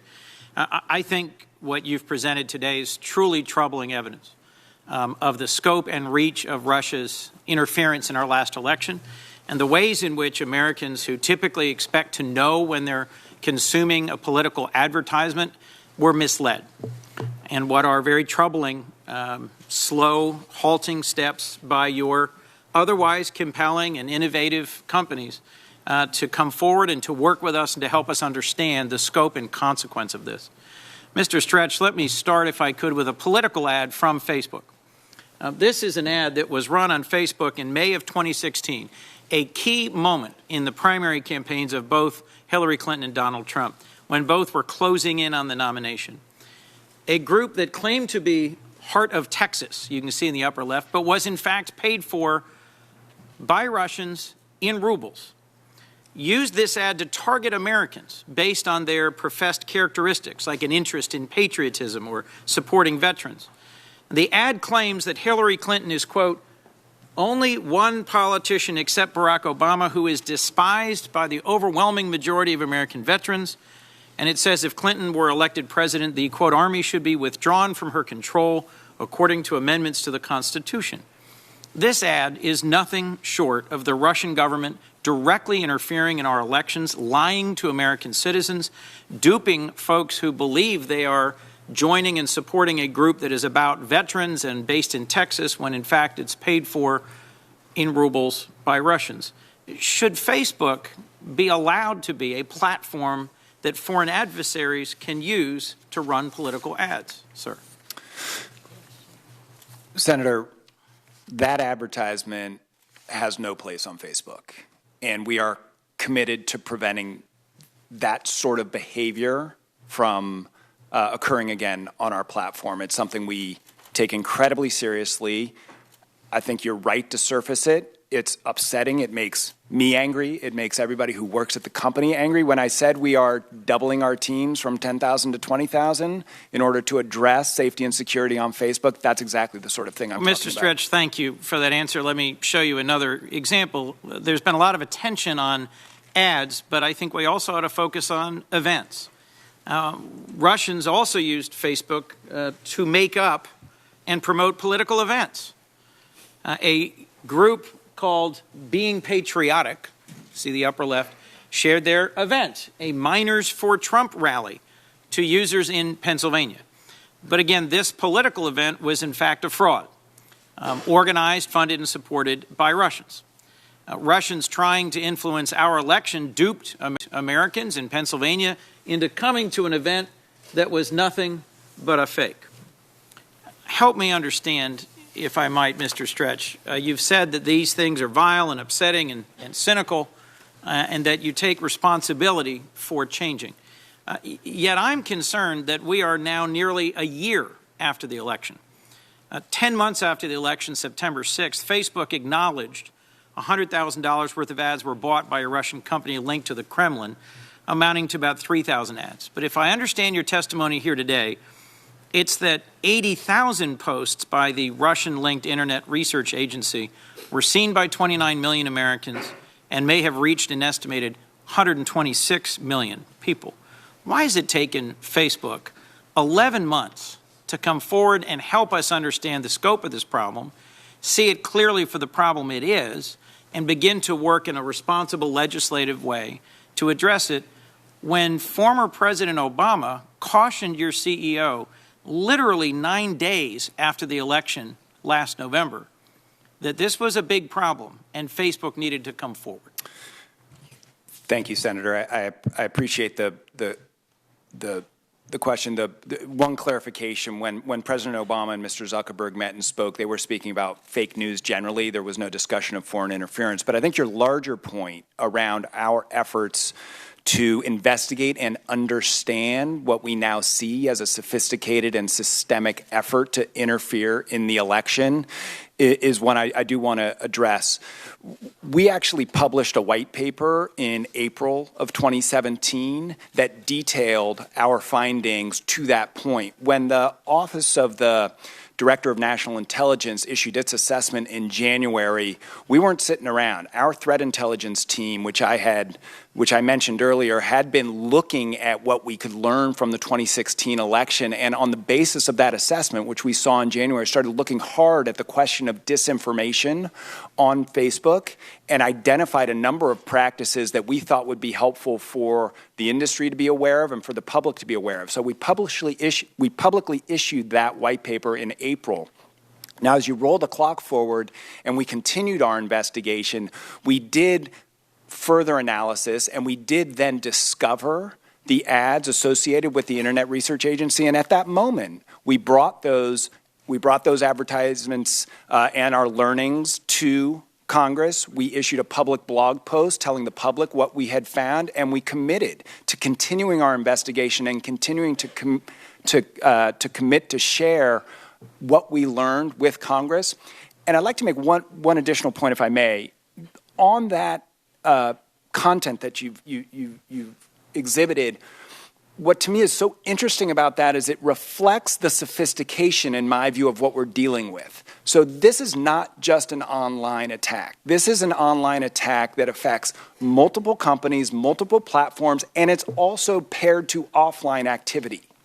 This is a national security issue, and it's one that we are taking very seriously. I know my colleagues here are taking very seriously, and we do need to work together to make sure we understand the scope of the threat, and we need to continue to work with law enforcement to make sure we're sharing information and expertise to really address this thoroughly. I appreciate your response to my questions, and I'm grateful to Senators Graham and Whitehouse for today's hearing, to Senator Klobuchar for her leadership in putting forward legislation to try and tackle this significant challenge. But gentlemen, I wish we had the executives of your three companies before us today, and I look forward to hearing in more concrete ways the steps your organizations are taking to address these very real threats to our democracy. Thank you. For members' information, I think there are two votes. One just started, so we're just going to keep marching on here and just take turns voting. And Senator Cruz. Thank you, Mr. Chairman. Welcome. I appreciate each of you coming and testifying today. You know, I recognize that a lot of folks in the media are, and even some members of this committee, are praising your companies for taking active steps to police some of the content on your sites. But I have to note that doing so raises troublesome concerns at the same time, particularly given the percentage of news and political information that Americans receive online through social media or through other online avenues. The prospect of Silicon Valley companies actively censoring the speech or the news content is troubling to anyone who cares about a democratic process with a robust First Amendment. Take one example, which is Google. In December of 2015, a professor at Northwestern University conducted a study analyzing Google search results. He searched for the names of all 16 presidential candidates at the time and discovered that Democrats on average had 7 favorable search results among Google's top 10, and Republican candidates had 5.9 positive articles. And indeed, of the major candidates at the time, Hillary Clinton had 5 positive search results and only 1 negative on the first page. Donald Trump had 4 positive and 3 negative search results on the first page. Bernie Sanders had 9 positive results without a single negative result on the first page. And a final candidate, the junior senator from Texas, had a total of 0 positive results on the first page.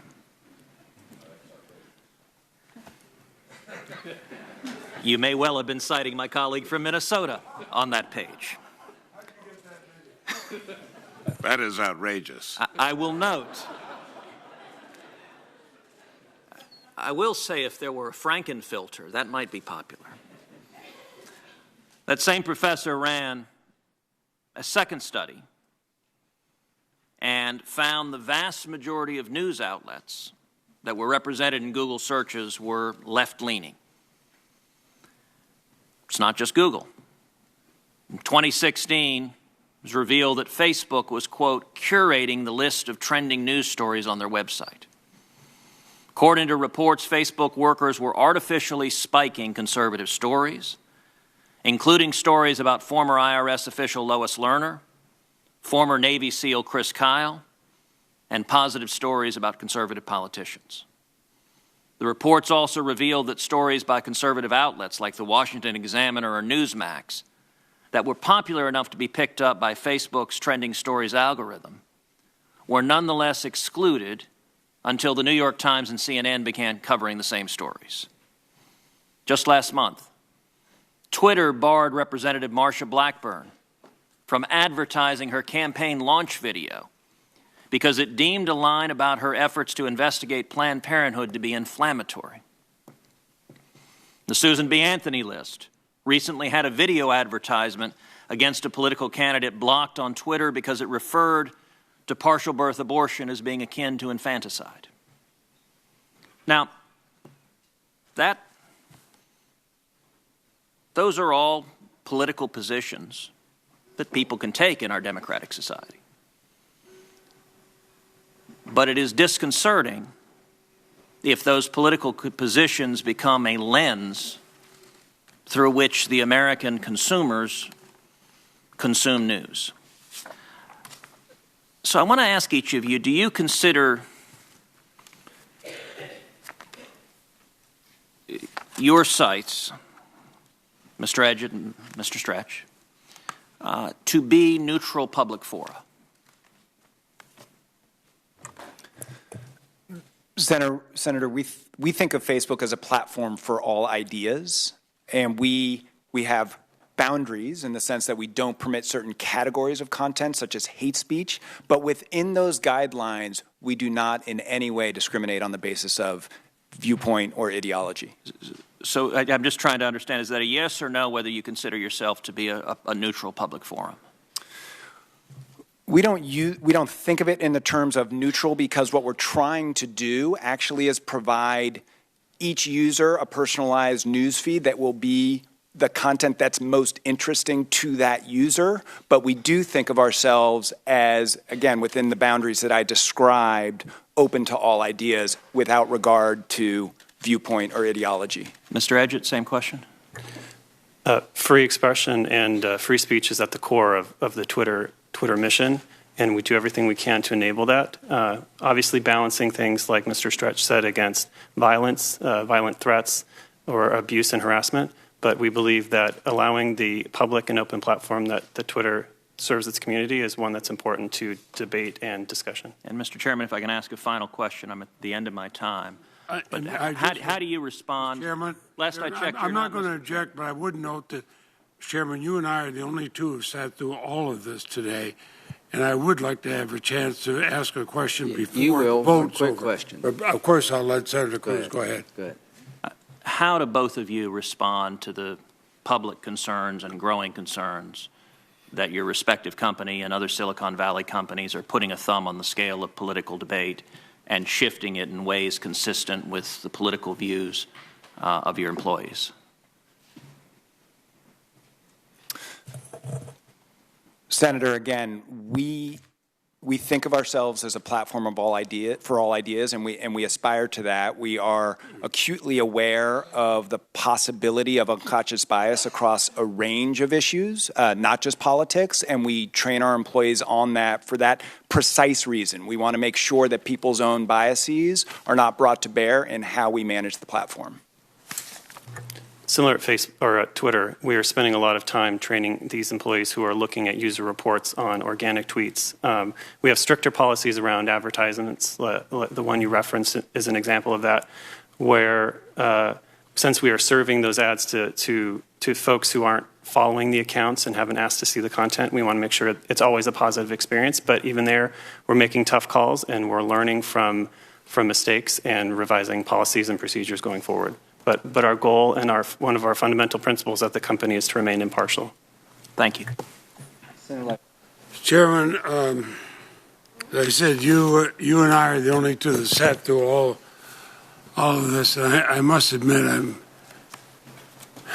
with all due respect to all of your companies, I hear a lot of Johnny-come-latelys. There's a lot that I think you could have done earlier. I suspect that your advertising department has watched the profits go up, and I wish they'd spent some of those profits earlier at looking at what the content was. And I do know that we have to be very careful not to be censors, but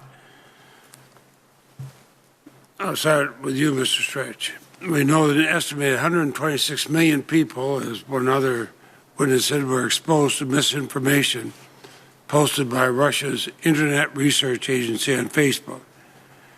The vast majority of this was not associated with advertisement. It's free Russian propaganda that is spread like wildfire. Now, let me show you.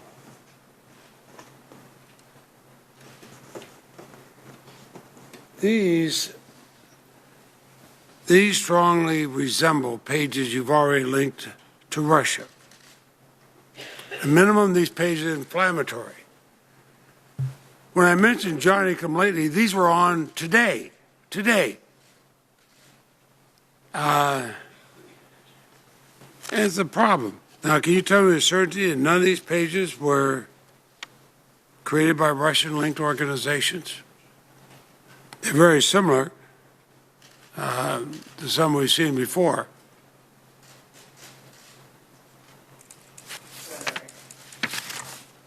Senator, I can tell you with absolute certainty that none of them are linked to the accounts that we identified as coordinated inauthentic activity, because we've removed all of those accounts from our site. They're pretty similar to some of them. The core problem with the accounts we identified was a lack of authenticity. So it wasn't so much the content, although to be clear, much of that content is offensive and has no place on Facebook. But the real problem with what we saw was its lack of authenticity, the fact that it came from fake accounts masquerading as authentic individuals on Facebook. We would have to look at that content to understand if it suffered from the same, or the accounts associated with that content to understand if it was the same sort of activity. Another thing, we have, in Virginia, we have a governor's race, one candidate's running on a pledge to protect Confederate statues. In Alabama, we have a Senate candidate who reportedly called being gay detestable, said that Muslims should not be allowed to serve in Congress. Now, these seem like the kind of things that could be exploited, just as the Russians did with the 2016 presidential election.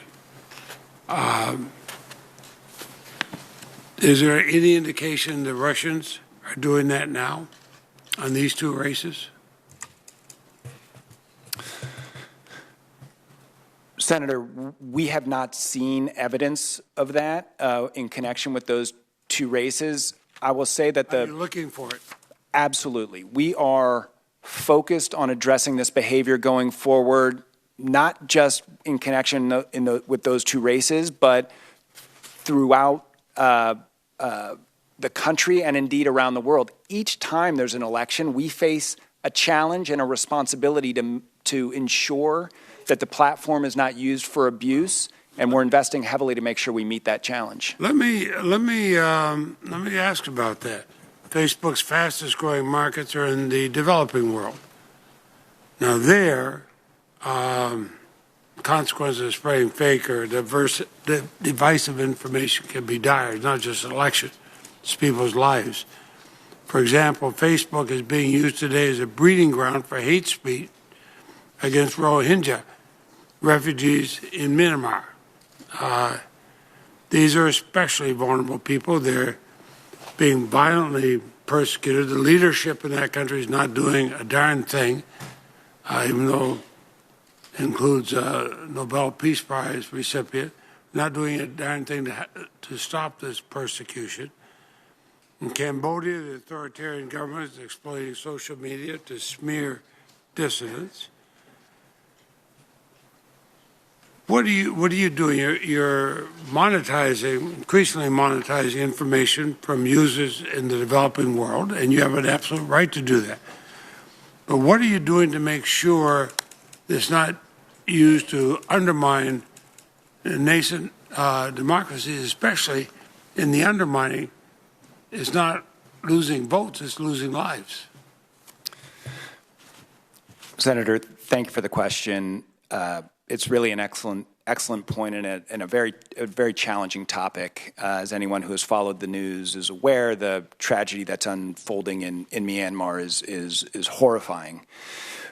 We view our platform in that sense as a vehicle for providing greater visibility into what's going on around the world and greater visibility into human rights abuses. Now, we do have an obligation to make sure that it is not misused. And the way we're talking about lives. Senator, Myanmar is an example of that in Cambodia. Okay, well, I don't disagree, and we have teams with language competence who are working with local organizations to understand the particular challenges associated with operating in those regions and to make sure we get it right. We do believe we have a role to play in raising visibility, but at the same time not be used as a tool to, for example, foment hatred or glorify violence in any way. Well, you can understand our concern. I mean, Russia's Internet Research Agency set up a fake Twitter account to their Tennessee Republican Party. They sent out a stream of fake claims, including allegations of voter fraud. People knew it was, and yet it was retweeted by Kellyanne Conway, Donald Trump Jr., and even President Trump last month, even though everybody knew it was fake. This is what happens. It is frustrating. I don't say it as a Democrat. I say it as an American. I say as one who's visited countries around the world trying to protect the right to vote, and then we see Russians coming here. So, speaking of voting, I will now go and vote. But please understand, I admire what you've been able to do in reaching people, but you have a great responsibility. Not only can elections be swayed this way by people who are not favorable to the United States, but people can die. So thank you. Thank you. Mr. Blumenthal. Thank you. Thank you to our chairpeople, Chairman Graham and Chairman Whitehouse, for holding this hearing, and thanks to each of you for being here today. We don't need to lecture you on your social responsibility. I'm convinced you are well aware of it, and I'm also convinced that you understand the perniciously malign effects of abuses such as we've shown you and you've provided to us. In fact, they are a cancer on our democracy, and they will metastasize into distortions of our democratic process unless we throttle them by disclosure.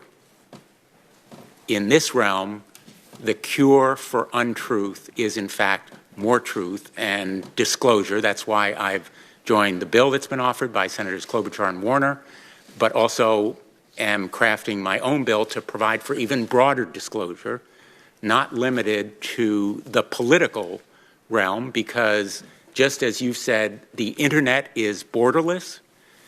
It is also largely anonymous, and it is ill-defined in terms of subject matter. So I want to first show you something that I find maybe the most kind of reprehensible sign of what can go wrong in this realm. And it is from Twitter, provided to us. It shows, in effect, a deliberate misleading of people, you're aware of it, that they can vote, in effect, online. And my question to you is, using this celebrity's image, Aziz Ansari, who's well known to the group that's likely to believe it, prompted some people to think they voted, avoiding the line, save time, avoid the line, when in fact their votes were completely negative. Do you know how many people voted, in quotes, in this way, thought they voted, but in fact were fooled? We aren't able to quantify that, but what we were able to see before we took down this and all other tweets like it as illegal voter suppression on our platform, and we've provided all of those tweets to the committee staff, is that there's an outpouring of tweets refuting these tweets as being false and illegal voter suppression. We saw 8 times as many tweets seen on the refuting tweets. We saw 10 times as many users retweeting tweets that warned other voters about. But there's no question in your mind that this kind of image is voter suppression. By the way, I have 20, 30, 40 of them, so there may have been people discounting them, but at the same time, they kept reappearing. And you're telling us you have no way of knowing how many voters, in effect, wasted their efforts believing this false image, correct? We were focused on removing the content as quickly as we could. You can't tell us. Can you do the research to tell us? I'm not sure we're able to link. Can you commit that you will try? We will absolutely get your staff all the information we can. There's an area that we haven't covered, and if we still have Senator Coons's image from the heart of Texas, it's been taken away. It has been taken away, I'm told. So we can do without the image. Let me ask you, Mr. Stretch, that post or ad, whatever you call it, was in fact targeted to an audience, correct? So each of the posts was targeted to an audience. I confess I'm not sure precisely which one you're referring to. The one that had the image of, it's this one. It had an image of a soldier, and it referred to Hillary Clinton has a 69% disapproval rate among veterans. I'm familiar with it, yes, thank you. So this ad, among many others, was provided to our committee. I've been through, I think, a lot or most or perhaps all of the ads. And what struck me is not just the ads and how misleading they are, and you use the word sophisticated, absolutely right. These ads are sophisticated in their malignant distortion, but they're also targeted. In fact, the information that you provided us indicates this ad was targeted at people in the state of Texas, 18 to 65 years old. It had various other characteristics, interests, independence, or patriotism. That's true of most of the ads that you provided us. They have indicia of targeting, which also was extremely sophisticated, correct? Certainly the interest-based targeting appeared to reflect an understanding of the type of audience these actors were trying to reach. There is a professional activity that helps target ads, correct? There are certainly many companies and individuals who work on targeting digital media, yes. Do you know who helped the Internet Research Agency in doing this targeting? Senator, we're not able to essentially see behind the accounts. All we can see is the activity that's on our platform. So it could have been a political campaign that provided this information about targeting. As I say, we're not able to see behind the accounts. All we essentially get is the targeting information, which we've provided to the committee. Let me request that you endeavor, as best you can, with the research available to you, to give us information about how the Internet Research Agency and any other Russian-sponsored activities were able to target these ads to specific groups, individuals, geographic areas, demographic, and age groups. Thank you. Senator Franken. Thank you, Ranking Member and the Chair, for holding this. We've been looking at the Russian attack on our democracy and been questioning government officials, past and present, and campaign people for the Trump campaign. But now this is the extent to which the Russians exploited your platforms is bringing the question in. You know, maybe this isn't something just the government has to do. This is something that you guys have to deal with and fix. And you were kind of the canary in the coal mine in 2016, and at the same time, Russia was conducting cyber espionage against American political organizations. They deployed this propaganda program on your platforms, in some case paying for it in rubles. So I want to understand why no one seems to have caught on to the Russian effort earlier. Mr. Stretch, how did Facebook, which prides itself on being able to process billions of data points and instantly transform them into personal connections for its user, somehow not make the connection that electoral ads paid for in rubles were coming from Russia? Those are two data points. American political ads and Russian money, rubles. How could you not connect those two dots? Senator, you mentioned one aspect of the Russian threat that was so visible in 2016, which was the question of account compromise, stealing contents, and disseminating them.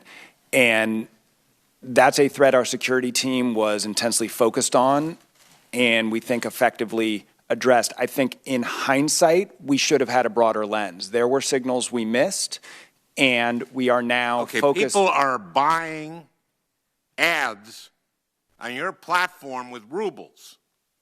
They're political ads. You put billions of data points together all the time. That's what I hear that these platforms do. They're the most sophisticated things invented by man ever. Google has all knowledge that man has ever developed. You can't put together rubles with a political ad and go like, those two data points spell out something bad. Senator, it's a signal we should have been alert to, and in hindsight, it's one we missed. Okay, yeah. Will Facebook commit not to accepting political ads paid for with foreign money in the future, say with rubles or the North Korean won? If a political ad with a won is paid for by a North Korean won, will you pledge not to put it on? Senator, our goal is to require all political advertisers, regardless of currency, to provide documentation information demonstrating that they're authorized to advertise. The currency signal, I understand your point. It's a signal we should have missed. You can't say no to that. The currency signal. You can't say no to that. It's very easy to Please answer yes or no, sir. I'm asking you a question. Just answer yes or no. Can you do that? You're sophisticated. You're the chief legal counsel for Facebook. Please answer yes or no. I can tell you that we're not going to permit advertising to permit political advertising by foreign actors. The reason I'm hesitating on foreign currency is that it's relatively easy for bad actors to switch currency. So it's a signal, but it's not enough. We have to sweep more broadly. Why would anyone use the North Korean won? Why would a bad actor go like, I'm going to trick Facebook? I'm going to use the North Korean won. Senator, our goal is to make sure we're addressing all forms of abuse. My goal is for you to think through this stuff a little bit better. Can I have a little bit more time? Well, Senator Hirono, you're next. Thank you. Since all of you commit to doing better, do each of you have a mission statement regarding your commitment to prevent the use of your platforms to promote, as Mr. Stretch describes it, to prevent the promotion of discord or fomenting of discord? Is there some statement that you can tell us that says, okay, we're committed that this is not going to happen again? Mr. Stretch, we'll start with you. So our mission is to give people the power to build community and bring the world closer together. Our policies prohibit hate speech of all kinds, as well as other forms of bullying and harassment. Well, one thing that you said, Mr. Stretch, in response to one of the other questions was, you said authenticity is our responsibility. I kind of like that as a mission statement for all three of your companies. Authenticity. At Facebook, we do require people to use the service by the name they're known by, and we believe that's a very important part of the service Facebook offers. It is, to us, the cornerstone of authentic dialogue. We want to make sure people, when they come to Facebook, can trust the content they see, and it is our responsibility to make sure that we're enforcing that by policing bad actors who are using inauthentic accounts. Or a simple mission statement like, you can trust our platform. So to Mr. Edgett or Mr. Salgado, do you have a mission statement with regard to this particular concern that we are addressing in the hearing today? Yeah, one of our underlying missions is to help unite and inform, and obviously the type of activity we're talking about today is intended to divide. So we're working very hard on this. We have a policy around anonymity to allow free speech and expression, especially in more difficult parts of the world, to enable political dissidents or embedded journalists or human rights activists to take on a different persona to speak truth to powerful individuals. So we're always trying to balance that with the ability to make sure that we're not trying to divide through political or state-sponsored acts like we're talking about today. Well, I'll let Mr. Salgado also respond briefly. Sure, briefly. Well, absolutely. And we just put out a public statement, I think it was even yesterday, about wanting to do better in this area and being committed to do so and setting out some specific steps. Yes, we are very interested in the specific steps. And Mr. Stretch, you said that there are 150 people at Facebook just focused on the content of the content of what's on your platform. How many people do you have, Mr. Edgett, at Twitter to concentrate on the content and ferreting out the kind of content that would be deemed unacceptable, divisive? I realize there are a lot of First Amendment complicated issues, but how many people do you have? Well, we harness the power of both technology, algorithms, machine learning to help us, and also a large team of people that we call our trust and safety team and our user services team. It's hundreds of people. We're at a different scale than Facebook and Google, obviously, but we're dedicating a lot of resource to make sure that we're looking at user reports about activity on the platform that they think is violent or activity on the platform they think is illegal, and prioritizing that accordingly. So you have fewer people than Facebook. Facebook has 150. You said you have hundreds. No, we have hundreds, Hundreds. across user services and trust and safety, looking at the issues of content on the platform. What about you?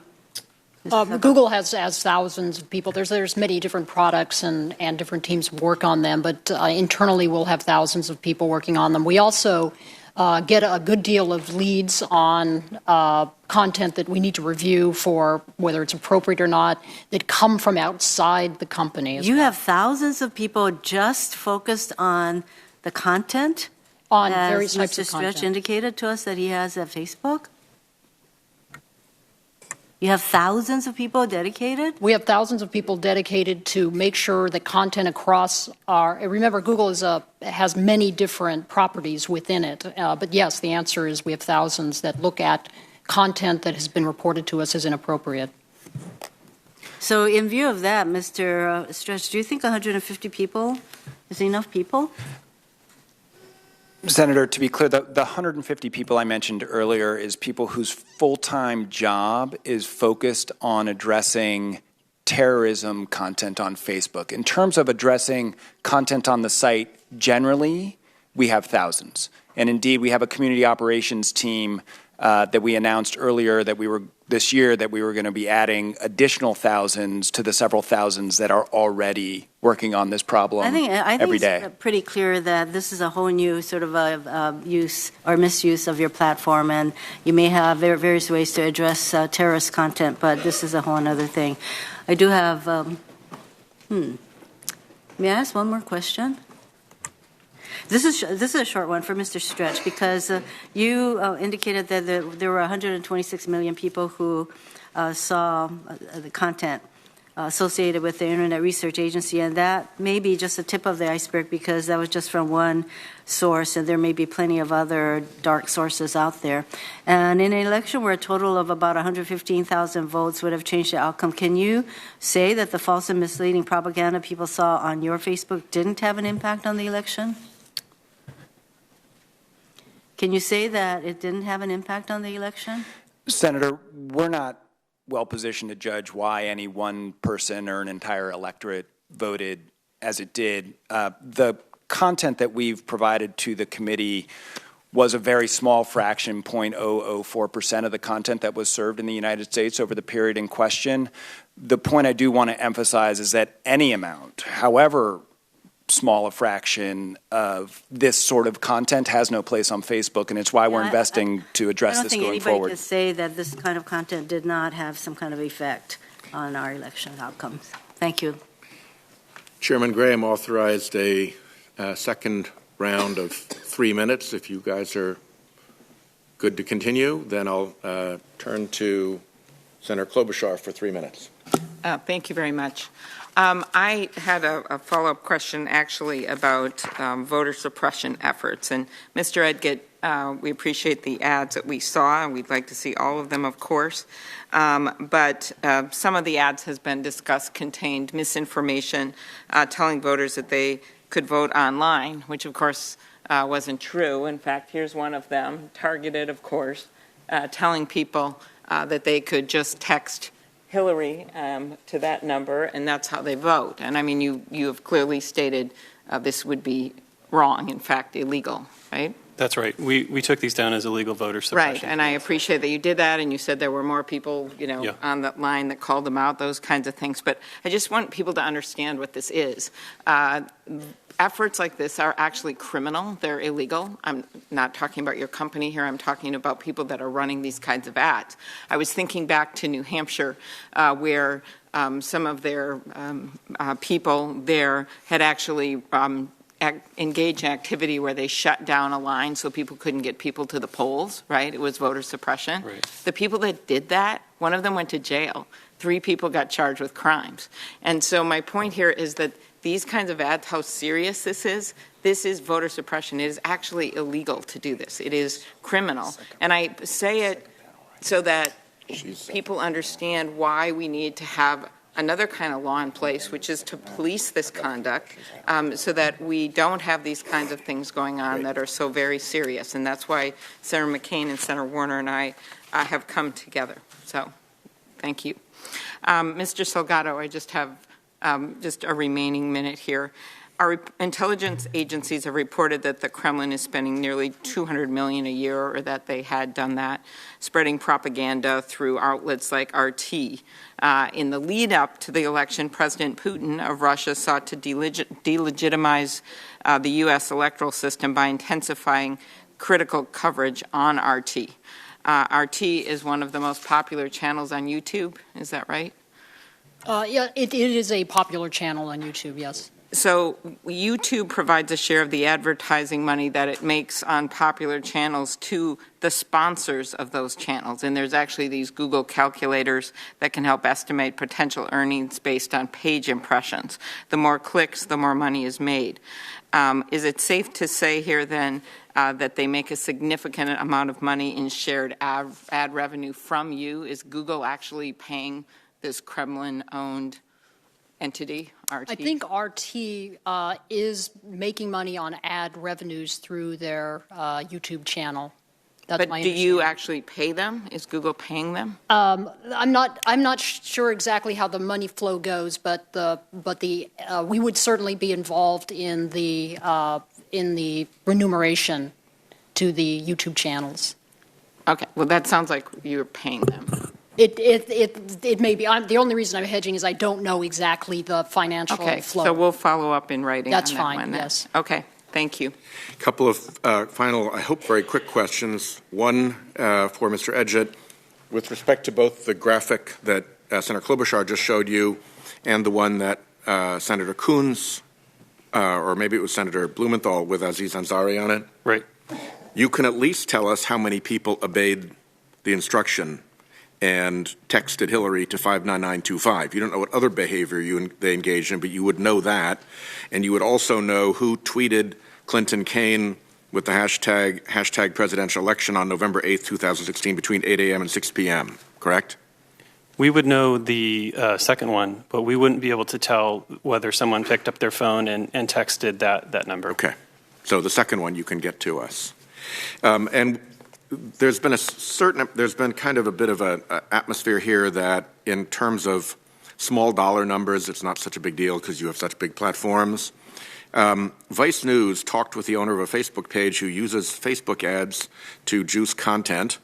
After spending $34,100, the man controlled pages with 1.8 million likes.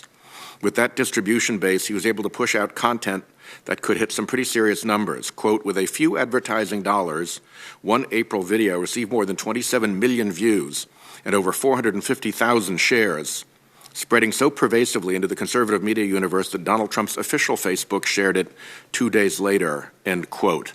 Would you agree based on that the percentage share of your revenues that a particular intrusion like this is not particularly relevant in terms of the harm to the public? Senator, we're trying to provide facts, the information we know about our investigation, and we leave it to you and your investigators with visibility to a number of different sources to draw the conclusions you will. I just urge you to stop making the argument that because it's a small number, we shouldn't be so concerned. I don't think that's a legitimate argument on any of your parts. Senator, if I may, we're trying to provide facts. I do not want to suggest in any way that we don't think this is a big deal. We think this is a huge deal. Okay, terrific. So, last two questions. Botnets. Really good things that are useful to you or really terrible things that are a menace in this context? In this context, I would describe automated fake account creation as a menace. I would have to agree. Menace. Shell corporations that prevent you from looking through them and seeing who the true beneficial owner is. In this context, a help or a menace? Anything that prevents us from policing the authenticity of our users is a menace. I would agree. I agree with that. All right, I'm done. Thank you, Chairman. Very quickly, and we'll move to the second I'm going to go for round the last here. vote and be back. Yeah. Can you put up? So, make it clear. Are any of you in the content business? Do you make your own content? Do you generate content? Mr. Stretch. The vast, vast, vast majority of the content you see on Facebook is user-generated content. Okay. What percentage of content on Facebook do you generate? A minuscule percentage. Less than 1%? Yes. What about you, Mr. Edgett? Are you on the content business? We're not in the content business. We're not in the content business. This is a Mr. Smith. We'll talk about this in a minute.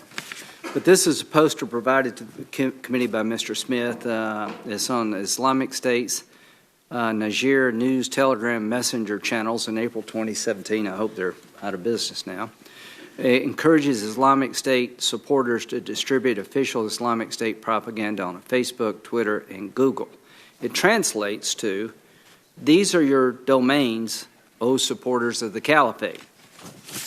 So can you give me do you all agree it's bad for business if the American public perceives you as being able to have your platforms hijacked by terrorists to radicalize Americans? It's all bad for business, right? It's beyond bad for business, Senator. There's no place for terrorism on Facebook. Okay. We would agree with that. And our technology takes down 95% of terrorist accounts, 75% of them before their first tweet. Okay. No, I agree with that proposition. Okay, on May 22nd in Manchester, there's a suicide bombing where the man in question killed 22 people. There's an ISIS bomb-making instructional video on YouTube to build the explosive device. You took it down, it came back up. How do you prevent that from happening?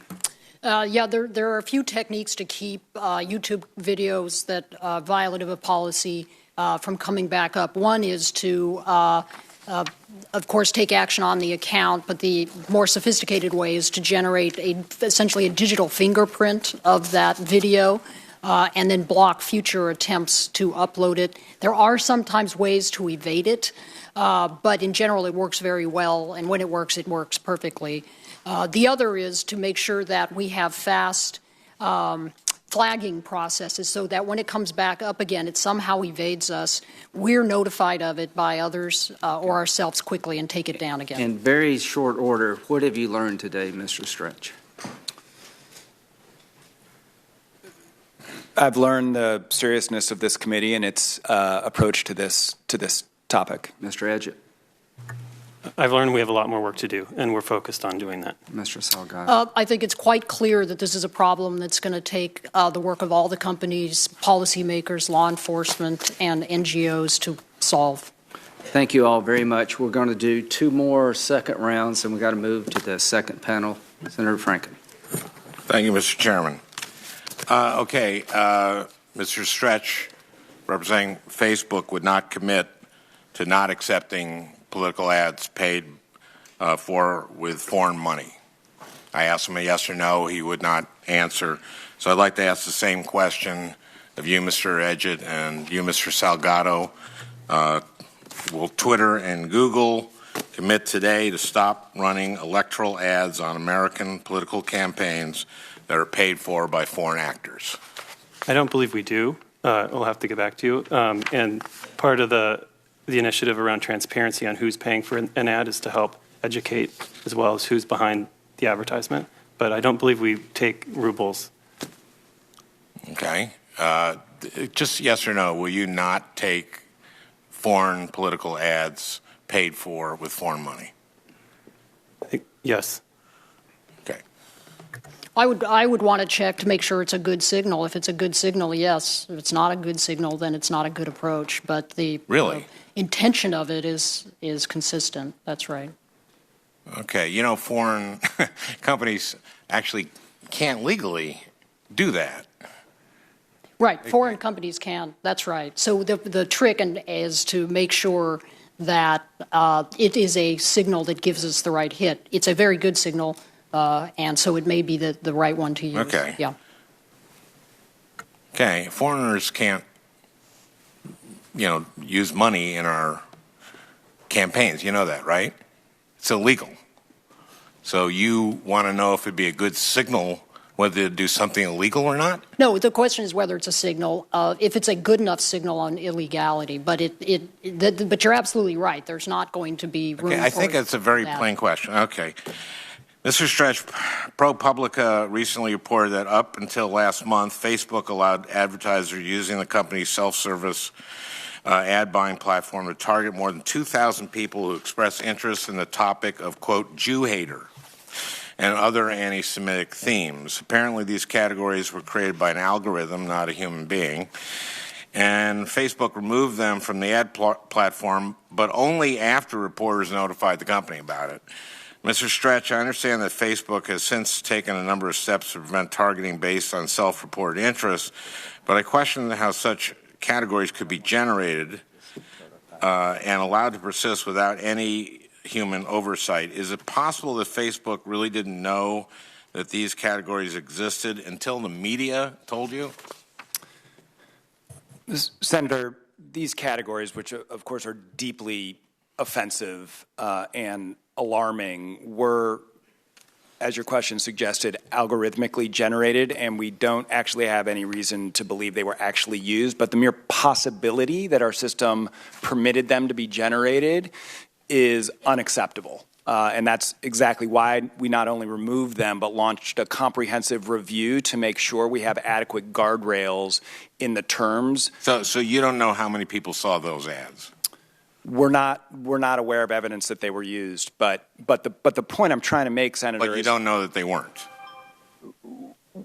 We don't know for certain that they were never used. That's certainly correct. What we want to do is learn from this and make sure that, with respect to the interest categories that we permit advertisers to target against, obviously are not so vile and not so offensive, and we're putting in place safeguards to address it. I know I'm out of time, Mr. Chairman, but you don't know how much revenue you generated from ad campaigns targeting Jew haters. We're not aware of any revenue that was generated using that target. Yeah, but that's not, you don't know whether you did or not, and therefore you don't know.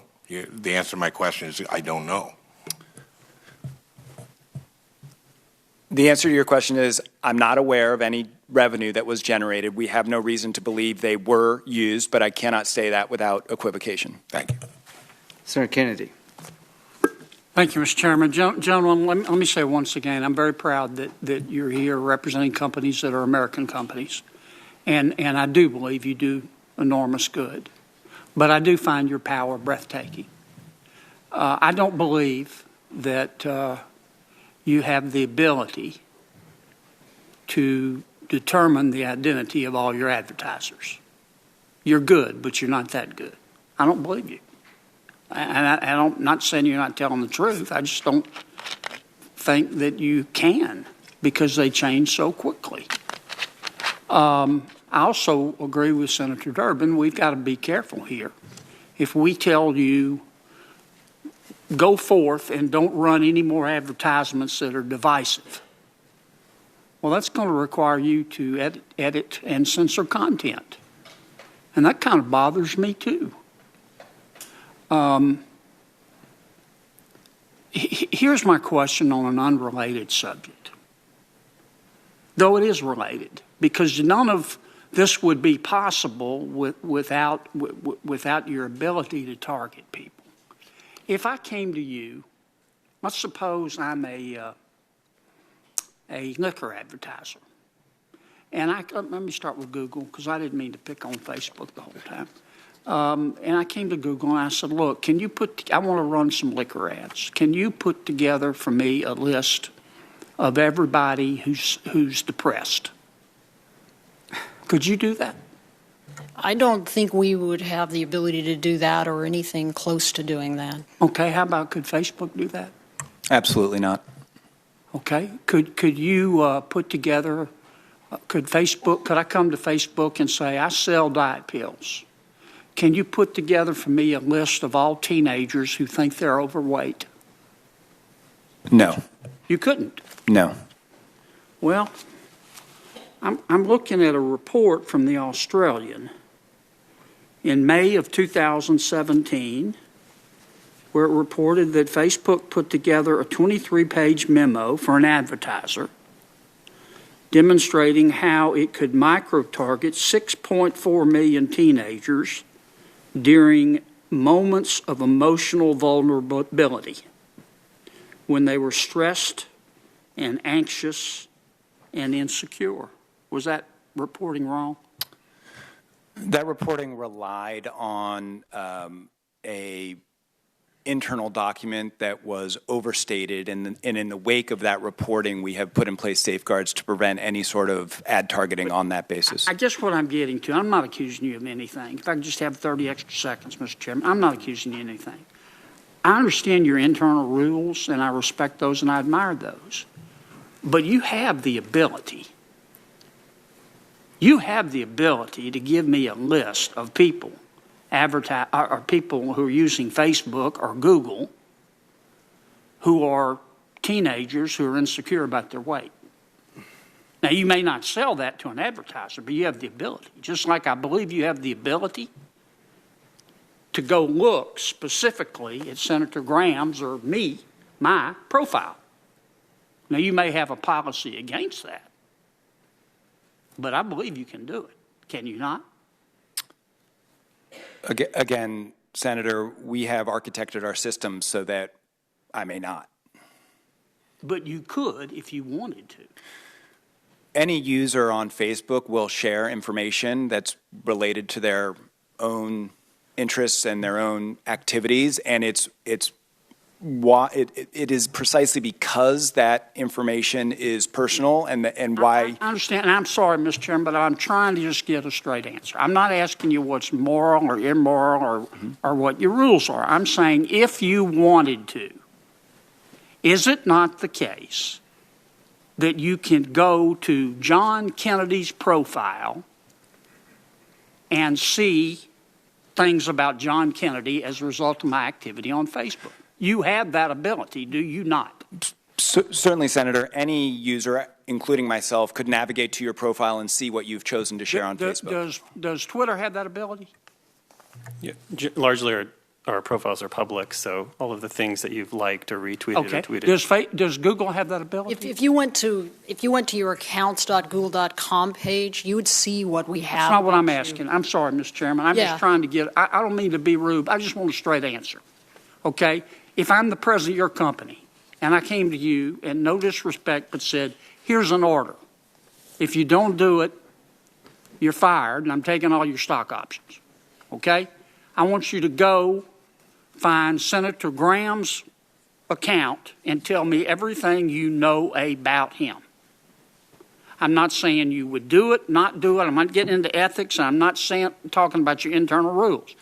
I'm saying you have the ability to do that, don't you? We certainly have the ability to look at a user's account. Thank you, Mr. Chairman. Thank you. Thank you to the panel, and we'll have the second panel. Thank you very much. Thank you all very, very much.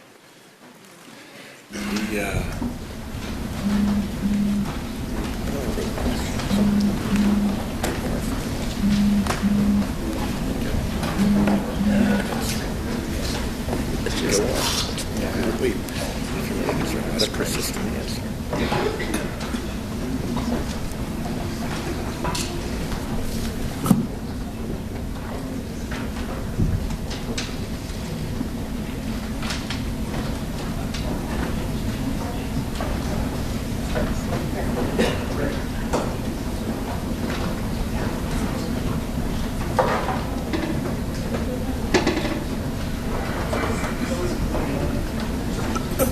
All right, thank you both for coming.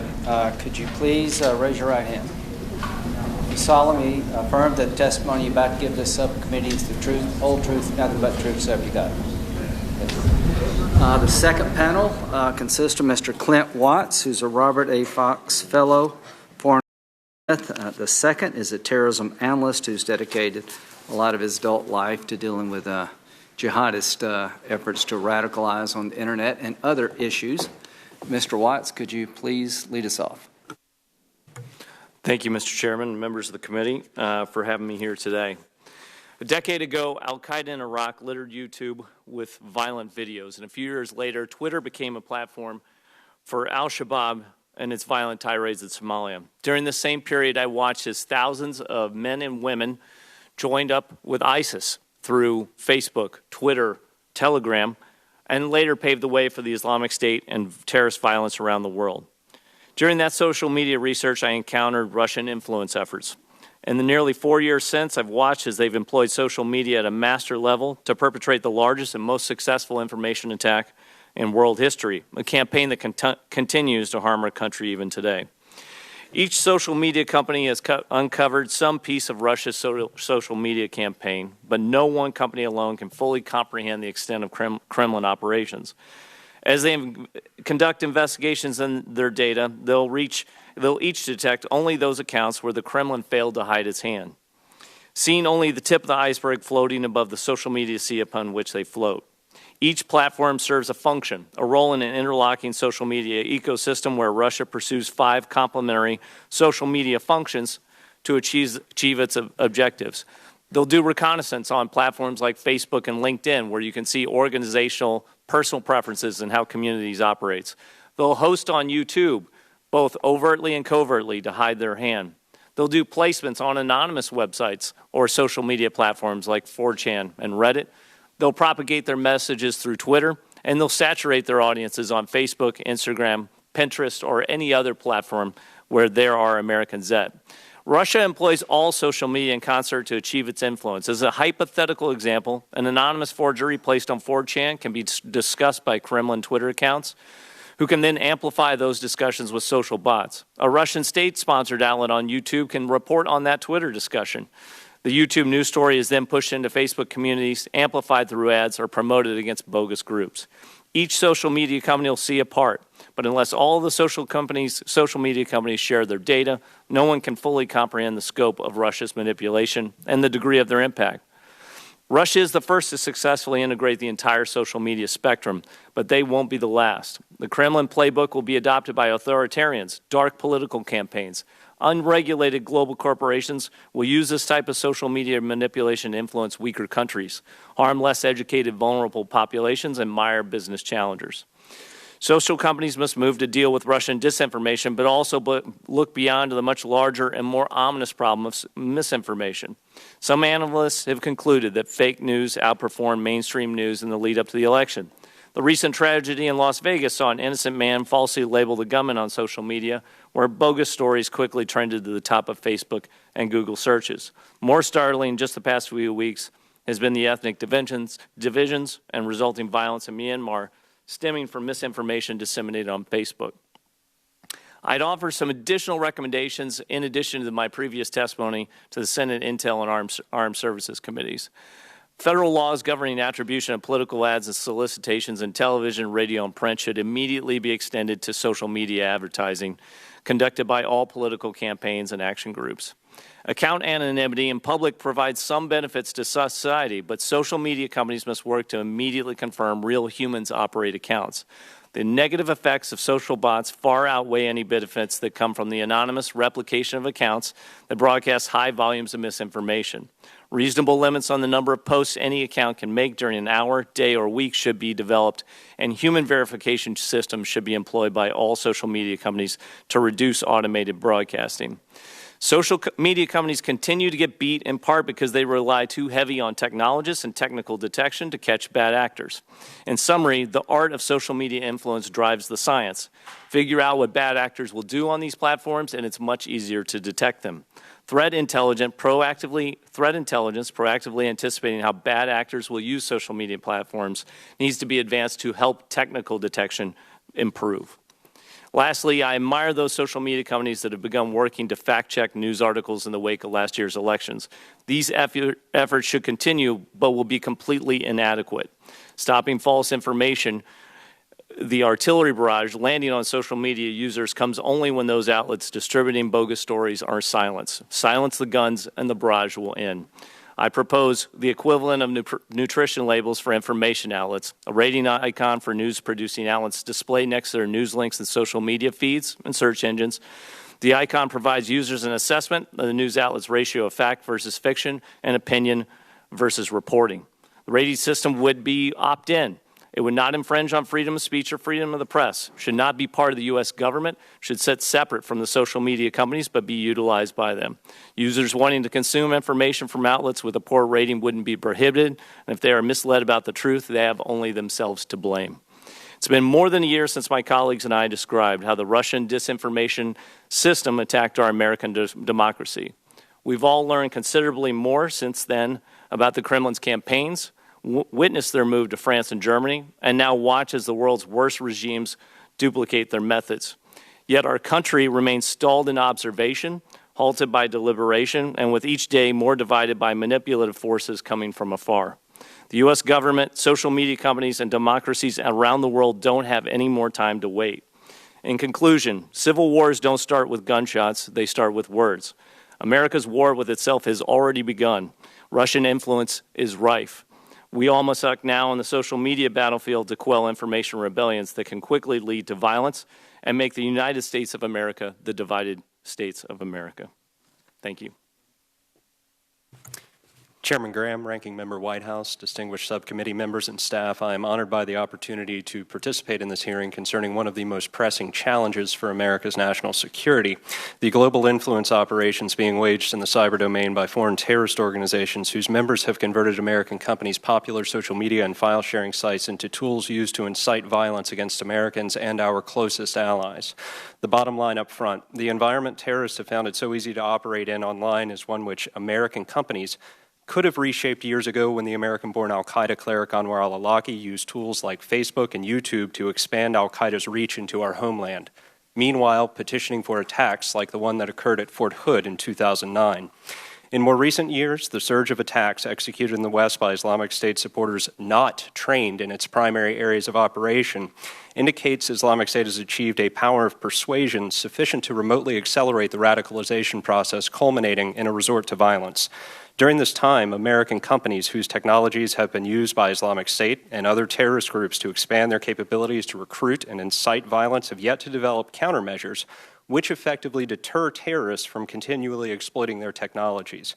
That situation very likely influenced Russian intelligence officials' calculations when assessing the feasibility of plans to harness these companies' technologies to undertake their influence operation targeting American voters. In mid-2014, Islamic State began converting popular social media and file-sharing sites into tools used to wage the most aggressive and effective global influence operation of any terrorist group in history.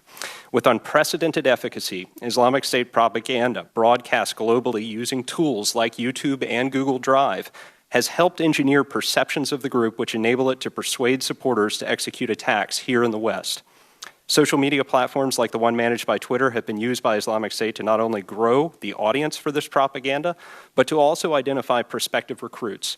Islamic State has meanwhile used Twitter to promote hit lists containing targets for attacks in the United States and to crowdsource threat campaigns against journalists and terrorism analysts, myself included among them. Islamic State members have also used Twitter to advertise their contact credentials on encrypted and difficult-to-monitor chat applications like Telegram Messenger. In 2014, the emergence of large pro-Islamic State networks on social media platforms like the one managed by Twitter highlighted persistent deficiencies in strategic analysis against terrorist elements on the parts of American social media companies. Since then, increasingly aggressive account suspension and content removal initiatives undertaken by companies like Twitter, Facebook, and Alphabet have failed to dissuade Islamic State members from exploiting their technologies to encourage support for the group. The same can be said for al-Qaeda. Other alarming deficiencies are evinced by Alphabet's policies. Notably, Alphabet has allowed YouTube and Google Drive users to promote videos featuring guidance provided by Salafi jihadist clerics like al-Awlaki. Killed earlier this year, senior Islamic State official Turki al-Bin Ali is another cleric whose guidance can easily be found on YouTube. These videos help generate buy-in for Salafia jihadiyya. This ideology informs the agendas of al-Qaeda and Islamic State and other groups comprising the global jihad movement. This ideology imbues adherents with a sense of urgency to defend their faith vis-a-vis support for terrorism campaigns waged against Americans and our allies. In addition to global broadcasting capabilities and worldwide connectivity with supporters, other factors make these companies' technologies attractive tools for terrorists. Notably, most of these companies allow account managers whose identities are unknown to them to simultaneously use various technologies, such as virtual private networks or VPNs, to mask their physical locations when active on these popular websites. This translates to an absence of risks encountered by Islamic State propagandists, recruiters, and supporters sufficient to deter them from continually exploiting these companies' technologies. Because if they are using the right VPNs, as Islamic State has encouraged its supporters to do for several years, it can be impossible for authorities to identify their physical locations once suspicious or illegal activity has been observed. Certainly, the same applies to a wide range of other illicit actors who are active on these platforms. Ultimately, American companies are not doing all they possibly can to mitigate threats emanating from popular spaces of the Internet managed by them. Thank you again for this opportunity. I look forward to further discussing the set of problems with you. And if I may, that poster that you shared earlier, the Nashir News Telegram channels, there are several hundred concurrently running at this time right now. And I think that the subcommittee members would be interested in knowing that there has been an explosion of chatter during this hearing which suggests there may be a link to Islamic State in recent events that just unfolded during this hearing in New York. Okay, well, you heard Mr. Smith, some of the companies talked about they have a workforce dedicated to trying to understand content that may, to the casual observer, not be jihadist in nature. Did you hear that testimony? I heard a portion of it, yes, sir, if you want to ask a question accordingly. So what's your view? Are they doing enough? Have they figured this out? I don't have a strong grasp of what it is that they're attempting to do. I know that several of these companies have hired various academics who have held positions at pseudo-government think tanks, such as the Combating Terrorism Center at West Point, and are well known for the books they have written about Islamic State. But I think until recently, the people who were supposed to be experts on countering violent extremism at a company like Alphabet, for instance, whose experts I've had some interactions with, probably had at best a junior level subject matter expert's knowledge of the ideology which informs the agendas of these groups. So tell me what you think may have happened today. You were saying something about jihadist websites. Well, during this hearing, there have been several incidents that have unfolded according to various news reports which resulted in several deaths in New York. And what we're seeing right now is an explosion of so-called chatter on key Islamic State-linked Telegram channels, which are increasingly indicating there may be a link to the group in this event. In the very least, when they promote information about these types of incidents, what it serves to accomplish is to remind so-called fence sitters, in other words, the people here in the West who have yet to either emigrate into the caliphate or execute attacks at home, helps to remind them of how easy it is to go out and do the things that the group's leadership has prescribed, specifically executing very simple attacks. Has anybody taken credit for it that you know of? Not yet, but it's very early in the game, sure. Okay. If you could, give a grade to the three companies in terms of dealing with the terrorist threat on their platforms from A to F. Senator, I'd prefer to offer you a written response to that, but in general, I think that they're all demonstrably concerned about the issue for a variety of reasons. However, the current legal framework really doesn't compel them to do a whole lot about all of this. So you think we need laws to not only compel them but help them? Well, I think that social media and file-sharing industries have become incredibly integrated with our society, and I think it's difficult to fathom industries which are so integrated with our society, such as the automotive industry or the airlines industry, not having some form of stronger legislative oversight provided of those industries and the various policies which govern how they operate. Yeah, compared to what we do with the TV station, this is almost nothing, right?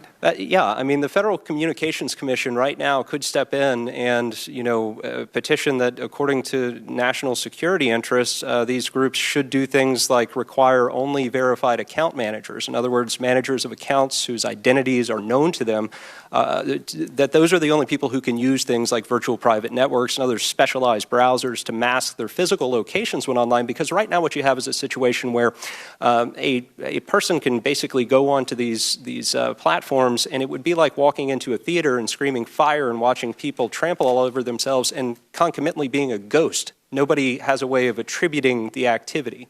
Okay, thank you very much. Yes. Mr. Watts, what's your take of what the tech companies are doing? How would you grade them if you could? I would say all have improved in recent years. Facebook is the best based on my experience. Google is not far behind.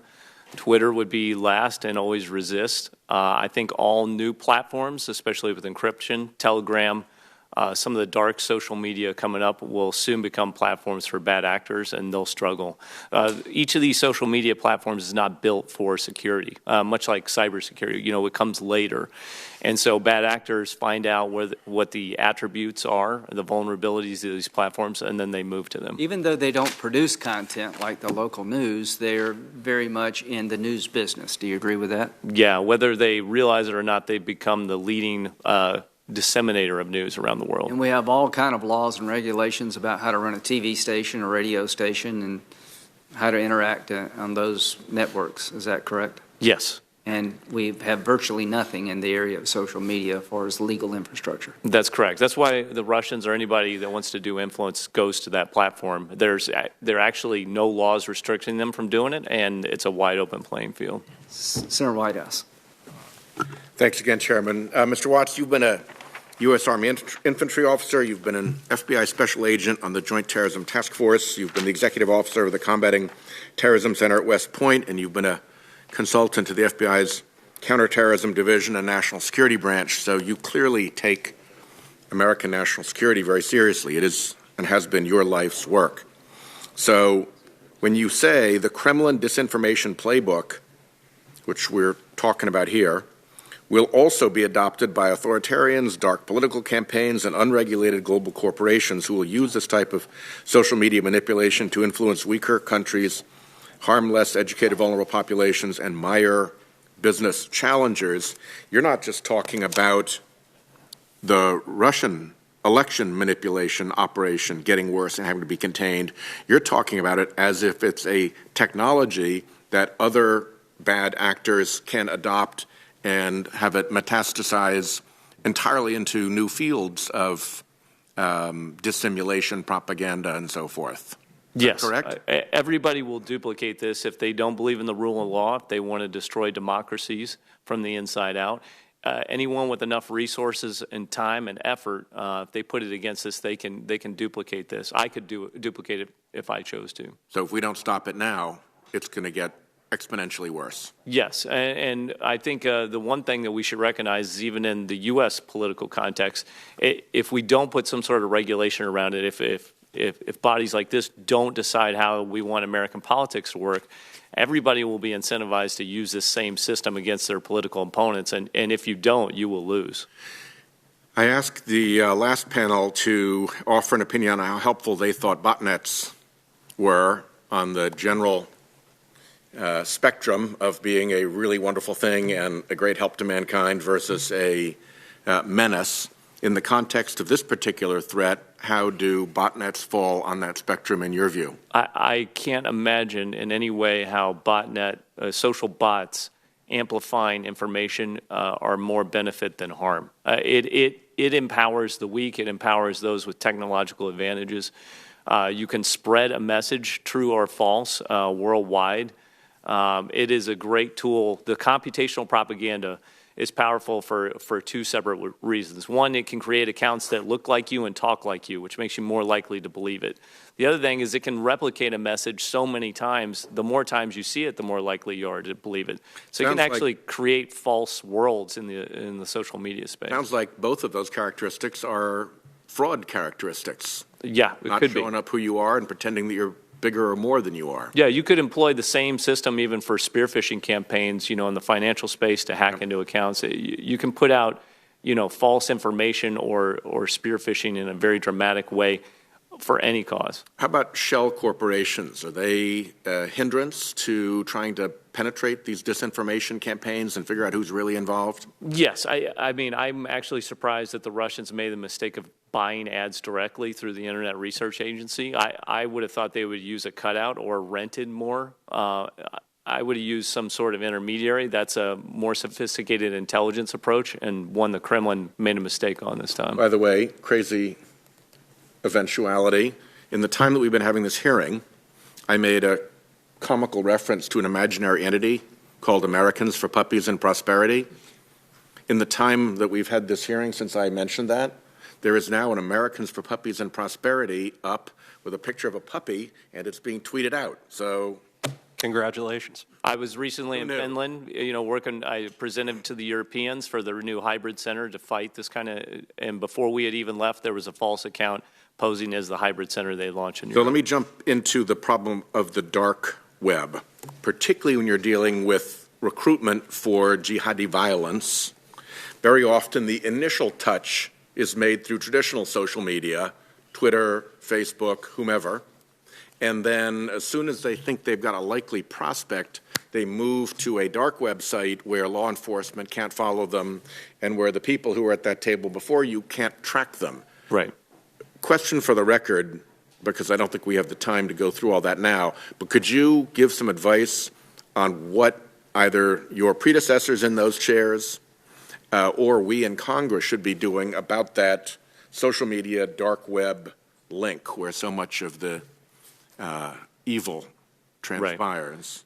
You radicalize in the open and you recruit in the dark, and that's sort of how the system works. So the more you can clamp down on the open space, the better you're going to be. There's less people that come in contact, and it is a staircase that gets you to there. Last question. If X is the total amount of Russian election propaganda interference activity taking place in America, how much of that X do you think your predecessors in those chairs are aware of and addressing? Almost all, a tiny proportion? No, a fraction of it. We monitored networks in the lead up to the election going back 2015, 2016.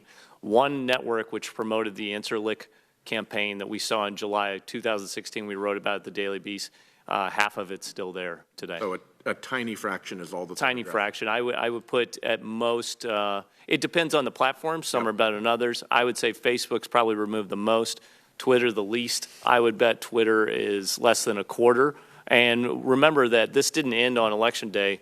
They're repopulating these social media platforms ad nauseum, and they're trying to influence and infiltrate every U.S. audience space, by the way. The Russians see it on both sides, left, right, whatever it might be.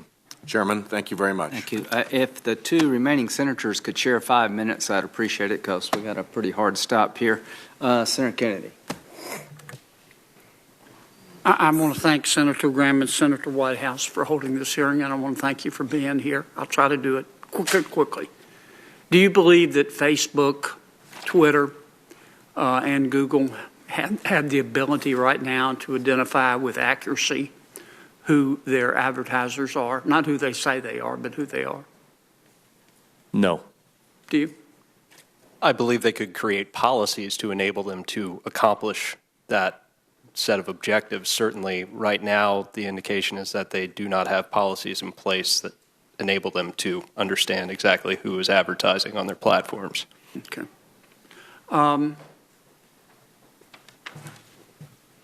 The First Amendment implications of all of this concern me as well.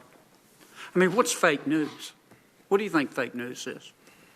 Fake news over the years since I've been involved in talking about this is any news the other side doesn't like, doesn't matter what side it is. That's right. Yeah. Senator, if I may, I'm teaching undergrads a course at Georgia State University this semester titled Media, Culture, and Society, and we're about to start classes focused on fake news later this week. I would submit that fake news might best be defined as deliberate mis- or disinformation, which is tailored or engineered to achieve a particular outcome in the way of behaviors, to persuade perceptions in a manner that lead to behaviors such as perhaps a vote for or against somebody. Well, that's a good definition, but I'll end on this. In whose opinion? But I think there are parameters that we could come around. I mean, reporting versus opinion is a key point of it. I think also in terms of fact versus fiction, I've actually set up rating systems on foreign media outlets before. The U.S. government's paid me to do that, in the Iraq, Afghanistan campaigns. So there are systems to do that. We've done it for military commanders overseas. We could actually set up a system. Doesn't mean everybody will agree on it, but it is a... Let me ask you one last quick one. Do you think it's a good idea to ask people who post political advertisements on these platforms to say who paid for them? Yes. Yes. I'm done. Thank you, Senator Kennedy. That's a great segue, Senator Kennedy. Thank you. I thought you'd like that, Amy. Thank you, and we hope you'll look at the bill. It was important for us that it be bipartisan, because I think it was Senator Rubio who once said, one election it affects one candidate in one party, and the next time it's going to affect the other one. And I think we all have to remember this, and I've appreciated your questions along those lines, Senator Kennedy. So, Mr. Watts, can you elaborate on how social media platforms have enabled Russian actors to maximize their attempts to influence our decisions? And, for instance, why can't they do that on TV?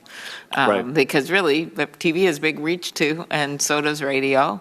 And to explain to people out there why it's different. We know they're both paid ads, but how come they can get by with this on one media company's network and not the others? Social media allows anyone to be micro-targeted. I could micro-target you or someone overseas just based on the volume of information that's available there. It's openly available. The other part is they very much understand preferences and particularly social issues. So if you look at the Active Measures Playbook, they focus on 4 areas. 1 is political issues, 2 is social issues, 3 is financial, and the 4th is calamity, or how people are incite fear in them. They use that, they watch it, and they try everything. So what you see from the ads going back to 2015 and the audiences they infiltrate, they were trying every divisive issue in America to see which one stuck. Then once they figured that out, they then doubled down in that space. The last part is they can make themselves look like organic Americans. If they came through and said, I am the Kremlin. I'm a Russian agent. Right, I want you to believe this story about a Black Lives Matter protest or a Bundy Ranch standoff. You wouldn't take it, but as long as it looks like it comes from somebody that looks like you and talks like you, you're more likely to trust it, and that's why they're so effective. And so this bill, we have the Honest Ad Bill. It focuses on the political advertising. We know, as we've said many times, it doesn't solve everything. It does have a provision in there that they should take reasonable efforts to not have foreign influence, which I think will be helpful with some of the questions that have been raised here. But overall, do you see that as helpful to get the disclosures and the disclaimers, and do you think it would be a good idea to pass our bill? Yes, this is for called sure. a softball question. Yes, and they will have some implementation problems, but yes, it's a good bill. Yeah, but I just keep harping on the fact that little radio stations, the Duluth TV station, they get these issue ads, right? Right. And they have to decide to put them either online so people can see them or in a file. I know they're smaller, but they get a lot of ads too, and they're somehow able to figure this out. So what this would mean is they're simply going to have to start looking at themselves with all these new people they're hiring as having that kind of safeguards so that they are also looking at the ads. Someone is with some kind of rhythm in place because they're actually buying the ads that we're talking about. Right. They're not just putting up the cat videos. That's Okay. right. So, Mr. Smith, this little change in topic. We've seen an alarming number of people traveling overseas to engage in extremist violence over the last few years. Maybe a little bit decreased lately, but in Minnesota we had a number of recruiting cases that were prosecuted by the U.S. Attorney's Office and with some good results. Can you elaborate on that? And I personally have seen the social media and some of the stuff. The FBI showed it to me in Minnesota. You know, they literally have them targeted showing an air ticket from, this is Al-Shabaab, Mogadishu, Minnesota to Mogadishu. They've actually done that. They have targeted ads to my state. So could you talk about that and what could be done to police that? Well, again, I think that oftentimes, let me step back and say that right now what you see with Islamic State is a far greater tolerance for risk in the employ of all these technologies to engage with people here in the West, particularly in the United States.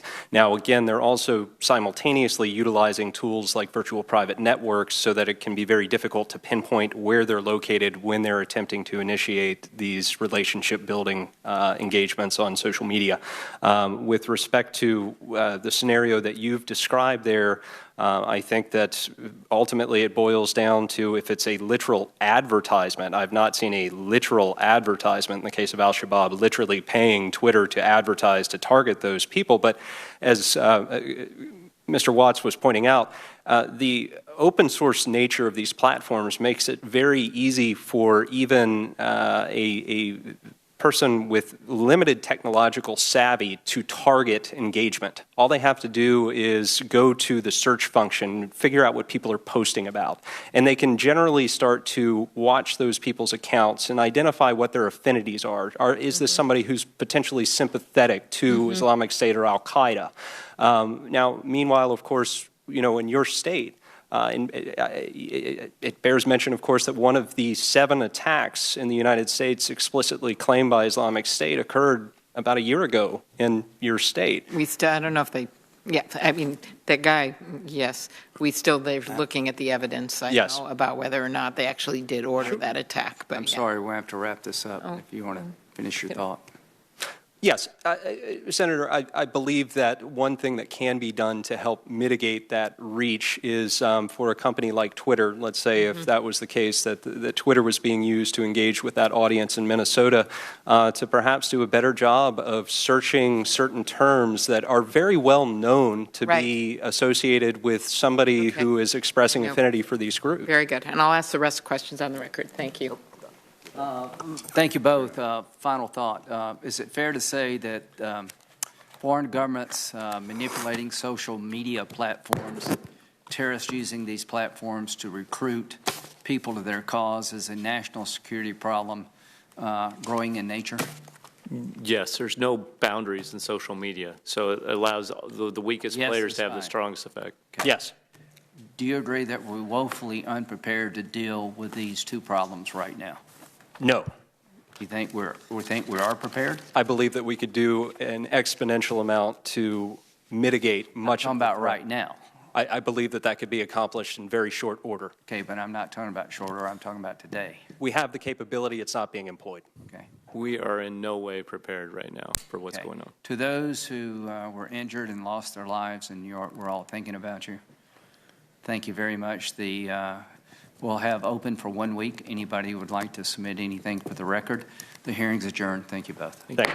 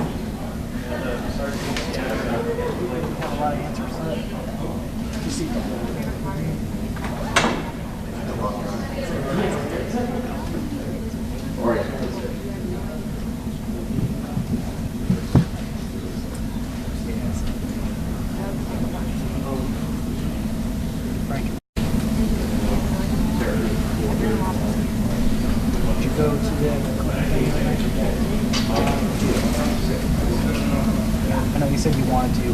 I never saw an email response back. Me and another intern actually have to go. So 2 of us and then Don and Kip.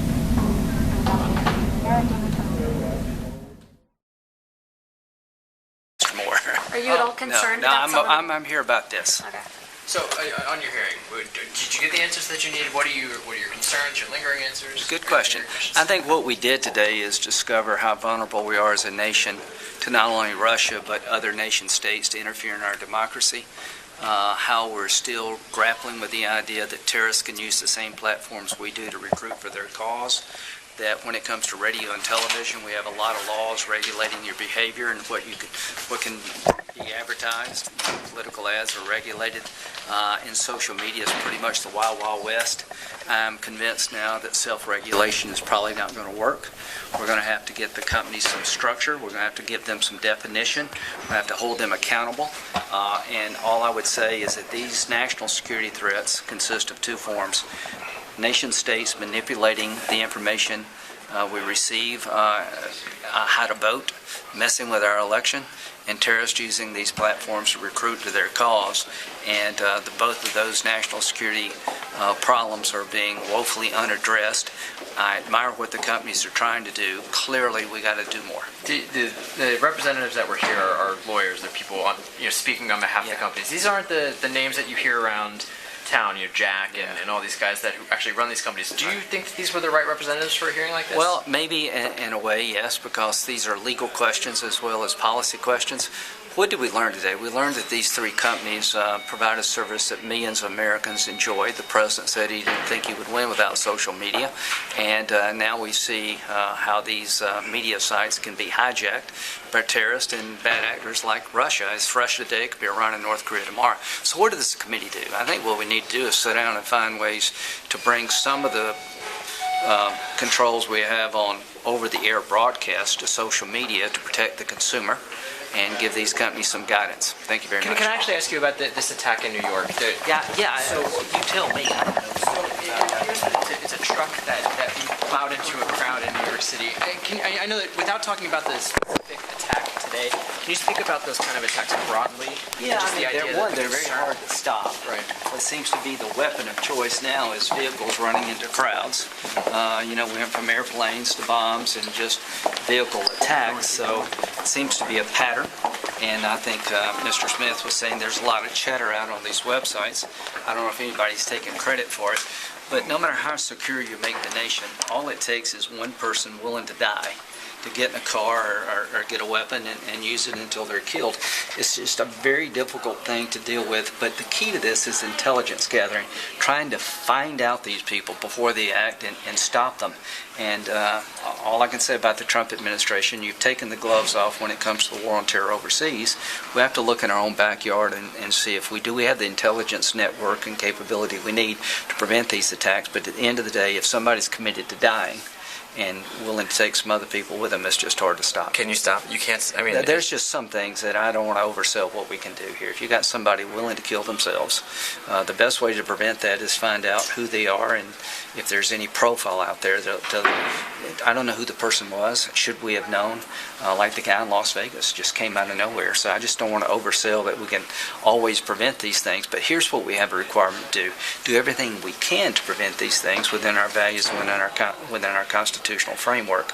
I've got some ideas about how intelligence gathering has been basically compromised by criminalizing the war. This guy we caught in Libya, I don't know why in the world he's not in Gitmo being held as an enemy combatant, interrogating him about what he knows about what happened in the consulate in Benghazi, but maybe what he knows about terrorism in general in Libya that could migrate to the United States. We've done a job over the last 8 years of slowly but surely criminalizing the war. I think that's a mistake. Thank you. Okay, thank you.